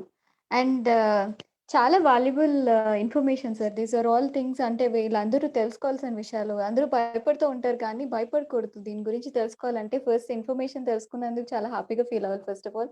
And మనకి ఇలాంటి డాక్టర్స్ వచ్చి చక్కగా మన ప్లాట్‌ఫార్మ్‌కొచ్చి ఇవన్నీ విషయాలు చెప్తున్నందుకు మేము ఇంకా హ్యాపీగా ఫీల్ అవుతున్నాం. మీకు చెప్తున్నందుకు అండ్ మీరు కూడా అలాగే షేర్ చేస్తూ ఉండండి. అన్ని విషయాల గురించి తెలుసుకోండి. ఎవరు దేనికి భయపడాల్సిన అవసరం లేదు. ఎందుకంటే డాక్టర్స్ అందరూ కూడా మీకోసం అక్కడ అందరూ వర్క్ చేస్తున్నారు. మీకోసం ప్రతీదీ కూడా కష్టపడతా ఉంటారు. వాళ్ళు different different types of drugs తయారు చేస్తూ ఉన్నారు. కొంతమంది అక్కడ ల్యాబ్స్‌లో కానీ, వాటిల్లో కానీ.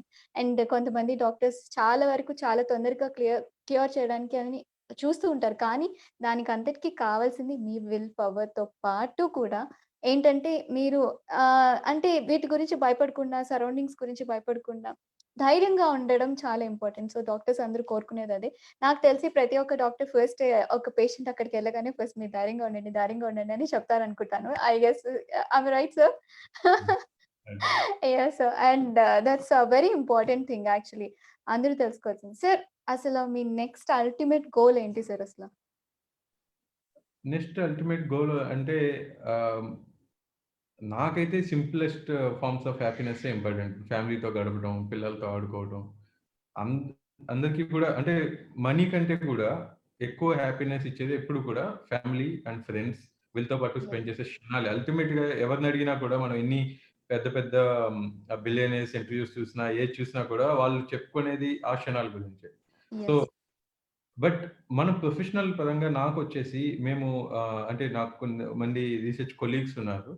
ఆహ్, మేమంతా ఏం చూస్తున్నామంటే ఇప్పుడు ఏవైతే కాస్ట్‌లీ టెస్ట్‌లున్నాయో వాటికి మన స్కాన్స్ ద్వారా కొన్ని రకాల జెనెటిక్ ఇప్పుడు నేనైతే జెనెటిక్ టెస్టింగ్ చెప్పానో వాటిని ప్రెడిక్ట్ చేయగలడం అనమాట. యూజింగ్ ఆర్టిఫిషియల్ ఇంటెలిజెన్స్ దాని మీద వర్క్ చేస్తున్నాం.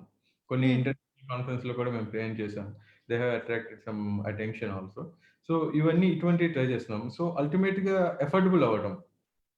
ప్రతి ఏ పేషెంట్ కూడా ఫైనాన్షియల్ సపోర్ట్ లేకపోవటం వలన హ్మ్. ట్రీట్మెంట్ లేకపోవడం ఇటువంటిది ఉండకూడదని. సో, టాటా హాస్పిటల్ ఈ ఉద్దేశ్యంతోనే ఎస్టాబ్లిష్ చేశారు. మన మెయిన్ టాటా ట్రస్ట్ వాళ్ళు కూడా జంషెడ్‌జీ యాహ్! ఉన్నారు. సో, ఇక్కడ చాలా తక్కువ ఖర్చుకే ఉంటుందనమాట. అండ్ మోర్ ఓవర్ మీకు క్లియర్ కట్ ఫ్యాక్ట్స్ ఏదైతే ఉందో మంచయితే మంచి, చెడైతే చెడు రెస్పాండ్ అయ్యే ఛాన్స్ ఎంతుంది. అన్నీ కూడా క్లియర్ కట్‌గా అందరూ most of the medical oncologist explain చేస్తారు. సో, వైజాగ్‌లో ఉన్న ఈ ఫెసిలిటీ గురించి చాలా మందికి తెలియదు. హోమీ బాబా యెస్. క్యాన్సర్ రిసర్చ్ సెంటర్ ఏదైతే ఉందో యాహ్! ఆహ్, చాలా మందికి తెలియదు. అది బట్ ఇప్పటికి కూడా మా దగ్గరికొచ్చే పేషెంట్స్ శ్రీకాకుళం దగ్గర నుంచి ఇటు విజయవాడ నుంచి, అటు ఒరిస్సా నుంచి చాలా చోట్ల నుంచి వస్తారనమాట. హ్మ్. సో, ఫుల్ ఫ్లెడ్జ్డ్‌గా బి9 తర్వాత చాలా మందికి హెల్ప్ అయ్యే అవకాశం ఉంటుంది. సో, ఈ ప్లాట్‌ఫార్మ్ ద్వారా దాని ఇన్‌స్టిట్యూట్ గురించి కూడా నేను అందరికీ చెప్పాలనుకుంటున్నాను. Yes sir. Yes. Thank you. And it's very honour to meet you sir and ఇలా లైవ్‌లో మీతో ఇలాగ నేను లైవ్ చేయడం నాకు చాలా హ్యాపీగా ఉంది. So, how do you feel money voice మీకెలా అనిపించింది అసల ఇక్కడ ఇంటర్వ్యూస్ మీరు చాలా వరకు చాలా దగ్గరలో నార్మల్‌గా మాట్లాడి ఉంటారు కదా! సో, ఇదెలా అనిపించింది? చాలా మంచి ప్లాట్‌ఫార్మ్. ముఖ్యంగా ఏంటంటే, మన తెలుగు వాళ్ళకి. ఇప్పుడు ఆహ్, నేషనల్ లెవెల్‌లో హిందీలో చాలా అవేర్‌నెస్ ప్రోగ్రామ్స్ ఉన్నాయి. బట్ ఇక్కడ నేను విశాఖపట్నంకొచ్చి ఒక 3 మంత్స్ అవుతుంది. నేను హ్మ్. గమనించిందేంటంటే, మనకి అవేర్‌నెస్ ప్రోగ్రామ్స్ కొద్దిగా రిలేటివ్‌గా తక్కువ. ఇప్పుడు చాలా కొద్ది మంది మాత్రమే మెడికల్ ఆంకాలజిస్ట్‌లు ఉన్నారనమాట. Compared to other states. ఇప్పుడు ఢిల్లీ, హ్మ్. బెంగుళూరు, ముంబై వాటితో కంపేర్ చేస్తే మనకున్న మెడికల్ ఆంకాలజిస్ట్‌ల సంఖ్య చాలా తక్కువ. నేను అవును. మెడికల్ ఆంకాలజిస్ట్ అని ఎందుకు చెప్తున్నా అంటే, మీకు ఒక మెడికల్ ఆంకాలజిస్ట్ క్లియర్‌గా చెప్తారు కండిషన్. అండ్ వాళ్ళు యెస్. మీరు ఎక్కడికి వెళ్ళాలి ట్రీట్మెంట్ సర్జన్ దగ్గరికి వెళ్ళాలా? రేడియేషన్ దగ్గరికి వెళ్ళాలా? క్లియర్‌గా చెప్పగలుగుతారు. సో, ముగ్గురం కూర్చుంటాం అన్నమాట. ఇక్కడ మెజారిటీ ఆఫ్ హాస్పిటల్స్‌లో గాని, టాటాలో గాని ఎలా ఉంటుందంటే ట్రీట్మెంట్ అనేది సింగిల్ డాక్టర్ తీసుకోరు. ఇప్పుడు అవును. ఒక గురించిన స్కాన్స్ గాని, బయాప్సీస్ గాని మేమంతా కూర్చొని ట్యూమర్ బోర్డ్ అని ఉంటుంది. మల్టీ స్పెషాలిటీ క్లినిక్ ఎంఎస్‌సి అంటాం. అంటే మా రేడియేషన్ కొలీగ్స్ కూర్చుంటాం. అట్లాగే radiology colleagues, PET CT nuclear medicine స్పెషలిస్టులు, సర్జికల్ కొలీగ్స్ మేము అందరం కూర్చొని ఈ పేషెంట్‌కి ఏ విధంగా చేస్తే బెస్ట్ ట్రీట్మెంట్ అవుతుంది. హ్మ్. క్యాన్సర్‌లో ఎప్పుడు ఒక ఆప్షన్ ఉండదు. చాలా సార్లు అవును. 3, 4 ఆప్షన్స్ ఉంటాయి. సో, పేషెంట్ యొక్క ఎకనామిక్ స్టేటస్‌ని బట్టి, డిస్టెన్స్‌ని బట్టి, వాళ్ళ యొక్క ఎక్స్‌పెక్టేషన్స్‌ని బట్టి ఎలా మనం చేయొచ్చు అనేది డిస్కస్ చేసుకొని అప్పుడు నిర్ణయం తీసుకుంటాం అన్నమాట. క్యాన్సర్‌లో సింగిల్ డెసిషన్ అనేది ఉండదు. It is a combined decision. That's nice sir. And మీరు చాలా వరకు క్యాంప్స్ చేశారు కదా sir. Maybe this was the last question. నేను ఇంకా ఇబ్బంది పెట్టను. అండ్ మీరు చాలా క్యాంప్స్ చేశారు. అవేర్‌నెస్ క్రియేట్ చేయడానికి అని చెప్పేసి చాలా క్యాంప్స్ మీరు కండక్ట్ చేశారు. మీకు అందులో బాగా ఆహ్, బెస్ట్ కాంప్లిమెంట్ వచ్చిన అంశం ఏంటి? అంటే ఏ టైంలో వచ్చింది? ఎలాంటి టైంలో వచ్చింది? ఎక్కడ అలాంటి క్యాంప్స్ కండక్ట్ చేశారు? ఆ! రైట్. అంటే ముఖ్యంగా నేను స్కూల్స్‌కి, కాలేజెస్‌కి తిరిగానండి. సో, నేను చదువుకున్న స్కూల్‌కే వెళ్ళి మీరు కంపేర్ చేసినట్టయితే మన జనరేషన్‌కి హ్మ్. నెక్స్ట్ ఇప్పుడొచ్చే జనరేషన్స్‌కి చాలా తేడా ఉంది. అంటే స్మోకింగ్, ఆల్కహాల్ విపరీతంగా ఎక్కువైపోయాయి. కంపేర్డ్ టు అవును. 10థ్ క్లాస్ వాళ్ళకి ఒక కంప్యూటర్ యాక్సెస్ ఉండేది కాదు. ఆహ్, ఇన్ అవును. అట్‌లీస్ట్ డిగ్రీకొచ్చేదాకా స్మోకింగ్ అంటే ఏంటో తెలిసేది కాదు. ఇప్పుడు అవును. హై స్కూల్‌లోనే స్మోకింగ్ ప్యాటర్న్స్ ఇవన్నీ కూడా బాగా ఎక్కువైపోయాయి. అవును. సో, వాళ్ళని టార్గెట్ చేయడం ఇంపార్టెంట్ అన్నమాట. అంటే మీరిప్పుడు గనుక స్మోకింగ్ బిగిన్ చేసినట్టయితే, ఫర్ ఎగ్జాంపుల్ ఒక 17 ఇయర్స్ అతను స్మోకింగ్ బిగిన్ చేశాడనుకోండి. హ్మ్. అతను 6 ఇయర్స్, 7 ఇయర్స్ అంటే అతను ఎడ్యుకేషన్ కంప్లీట్ చేసేపాటికి అతనికి క్యాన్సర్ రావచ్చు. అట్లా 100 మంది స్మోక్ చేస్తే అట్‌లీస్ట్ ఒక 5 మెంబర్స్‌కి క్యాన్సర్ రావచ్చు. అంటే కెరియర్‌లో పీక్ స్టేజ్‌లో తను ఎడ్యుకేషన్ కంప్లీట్ చేసుకొని, పెళ్లి చేసుకొని, ఉద్యోగం సెటిల్ అయ్యే టైంకి క్యాన్సర్ వస్తే ఆ ఫ్యామిలీ పరిస్థితి ఎలా ఉంటదో చూడండి. సో, మనం అవును. వచ్చిన క్యాన్సర్‌ని ట్రీట్ చేయడం అనేది ఒక ఎత్తు. క్యాన్సర్ రాకుండా ఏవైతే మోడిఫైయబుల్ కాజెస్ ఉన్నాయో, ఇప్పుడు జెనెటిక్ కాజెస్ ఉన్నాయి. మనకి ఇమ్మీడియేట్‌గా మనం మోడిఫై చేయలేము. హ్మ్. బట్ మోడిఫైయబుల్ కాజెస్ ఏవైతే ఉన్నాయో, lung cancer one of most common cancer in the world. ఇండియాలో కూడా. Yes sir. Most important reason ఏంటి? స్మోకింగ్. అవును. సో, అందుకననమాట. అటువంటి అవేర్‌నెస్ వాళ్ళు ఇంకా బిగిన్ చేయకముందే ప్రైమోర్డియల్ ప్రివెన్షన్ అంటామనమాట. అంటే ఇంకా రిస్క్ ఫ్యాక్టర్ రాకముందే, వాళ్ళ దగ్గరికి చేరకముందే మనం ప్రివెంట్ చేయగలుగుతాం. వాళ్ళని గనుక అవేర్ గనుక చేసినట్టయితే, ఓహో! నిజంగా ఇది డేంజరా? ఇట్లా ఆహ్, నేను సెటిల్ అయ్యే టైంకి ఇబ్బంది రావచ్చా? అనుకుంటే చాలామంది అసలు బిగిన్ కూడా చేయరు. అదేదో అవును. సరదా ఫ్రెండ్స్ చెప్పారని చెప్పేసి. సో, వాళ్ళ మీద ఇంపాక్ట్ చేయడం ఇంపార్టెంట్ అనమాట. సో, ఇప్పుడు వాట్సాప్‌లో మనము, ఫేస్‌బుక్‌లో ఏదైతే ఇటువంటి రాంగ్ మెసేజెస్ హ్మ్. ఫేక్ న్యూస్, ఫేక్ ఇవి మెసేజెస్ ఎలా ఎళ్తాయో, దాని బదులుగా ఇటువంటి పాజిటివ్‌గా ఇట్లా స్మోక్ చేయొద్దు. ఇప్పుడు హ్మ్. ప్రతి ఒక్కరికి వాట్సాప్ గ్రూప్ ఉంది. నాకు తెలిసి స్కూల్ వాళ్ళకి కూడా ఉండుంటుంది. ఉంటది. అవును. వాళ్ళకి అవేర్‌నెస్ క్రియేట్ చేయాలన్నమాట. మీరు స్మోక్ చేయొద్దు. ఆల్కహాల్ జోలికి వెళ్ళొద్దు. ఇప్పటి నుంచి చేస్తే మీరు మధ్య వయస్సుకి వెళ్ళేపాటికి మీ బాడీ ఇలా అయిపోతుంది. లేకపోతే లివర్‌లో ఈ చేంజెస్ వస్తాయి. మీ లంగ్స్ ఇలా అవుతాయి. వీటిలో ఈ చేంజెస్ అవ్వచ్చు. క్యాన్సర్ రావాల్సిన పని లేదు. ఆల్కహాల్ తాగితే ఒక 10 ఇయర్స్, 15 ఇయర్స్ కంటే ఎక్కువ సిర్రోసిస్ రావచ్చు. హ్మ్. అంతా పాథటిక్ సిట్యుయేషన్ అయిపోతదనమాట. అంటే మనము డైజెస్ట్ చేసుకోలేము. పెయిన్ ఉంటుంది. రకరకాల జాండీస్ వస్తుంది. పొట్ట ఉబ్బిపోతుంది. ఇవన్నీ కూడా అంటే యాజ్ ఎ పర్సన్ కంటే మీరు ఒక రెస్పాన్సిబుల్ పొజిషన్‌లోకెళ్తున్నారు. ఒక స్కూల్ నుంచి ఒక ఫ్యామిలీ పర్సన్‌గా, ఒక ఫాదర్‌గా, ఒక ఎంప్లాయీగా, ఒక లీడర్‌గా. సో, మీరు యూ షుడ్ లివ్ ఆహ్, వే ఫార్వర్డ్. అంతేగాని ఇటువంటి అడిక్షన్స్‌కి ముందు నుంచే గనక ఉన్నట్టయితే వాళ్ళ జీవితంలో చాలా అస్తవ్యస్తంగా అయ్యే అవకాశం ఉంటుంది. సో, వాళ్ళని టార్గెట్ చేసినప్పుడు నాకు తర్వాత ఒక జూనియర్ ఫోన్ చేసాడనమాట. మీరు చెప్పిన తర్వాత మీరు విన్న తర్వాత ఐ స్టాప్డ్ స్మోకింగ్ అని చెప్పేసి. సో, హ్మ్. ఒక పర్సన్ లైఫ్‌లో కూడా మీరు డిఫరెన్స్ చేసినట్టయితే దట్ ఈస్ ఎనఫ్. అంతే సార్. అంతే. నిజమే సార్. ఎవరో ఒక్కళ్ళు మారినా చాలు. అంటే ఒకళ్ళ దగ్గర నుంచి ఒకళ్ళు మారినా చాలు. ఆ మార్పు అనేది సహజంగా అందరికీ అది వస్తుంది. ఖచ్చితంగా వస్తుంది. ఎందుకంటే దట్స్ అతను ఒక పర్సన్ కాదు. అదొక ఫ్యామిలీ. అవును. అవును sir. That's true. That's exactly. And అది చాలా మంది ఇప్పటికీ అడిక్షన్ నుంచి బయటికి రాలేకపోతున్నారు.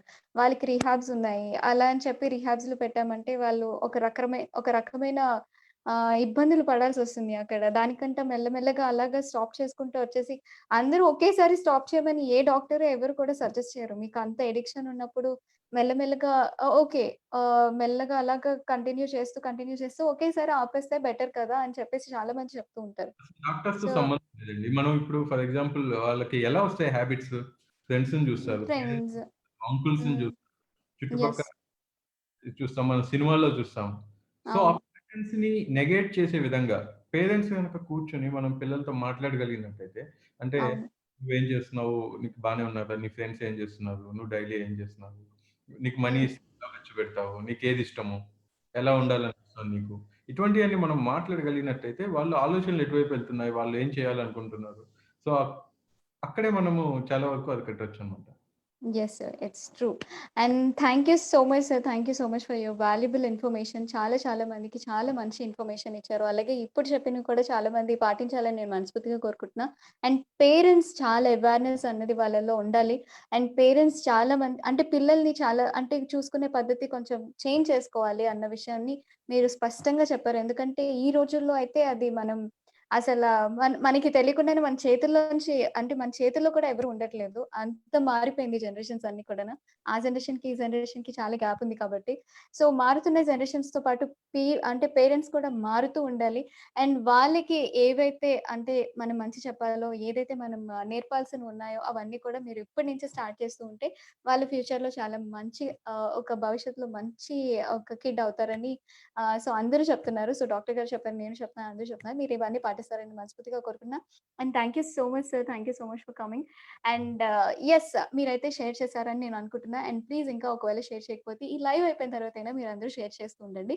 అండ్ యెస్ నేనైతే మళ్ళీ రేపు మీతో మేబీ ఇంటర్వ్యూ కావచ్చు, లేకపోతే యూట్యూబ్‌లో లైవ్ కావచ్చు, ఎలాగైనా వచ్చేస్తూ ఉంటాను. నేనైతే రావడం అయితే మాత్రం రావడం పక్కా. టైమింగ్ కొంచెం లేట్ అంతే. Okay. And take care. Stay home and stay safe. జాగ్రత్తగా ఉండండి. కరోనా ఉంది బయట. ఇవన్నీ విని కరోనాని మర్చిపోతారేమో. కరోనాని మాత్రం మర్చిపోకండి. బయట కరోనా ఉంది. జాగ్రత్తగా ఉండండి. ఇంటికొచ్చిన వెంటనే ఫస్ట్ ఫ్రెష్ అయ్యి, తర్వాత వేడి నీళ్ళు తాగండి ఫస్ట్. ఆ తర్వాత మీరు ఏ పని చేసుకున్నా పర్వాలేదు. జాగ్రత్తగా ఉండండి. అండ్ ముఖ్యంగా ఇంట్లో చిన్న పిల్లలు, పెద్దవాళ్ళు ఉంటే వాళ్ళకి దూరంగా ఉండండి. బయటికెళ్ళే వాళ్ళు ఎవరైనా సరే. So, okay. Fine. Thank you. Take care and tata. Bye bye. See you. Bye bye. Bye thank you. Sir. By.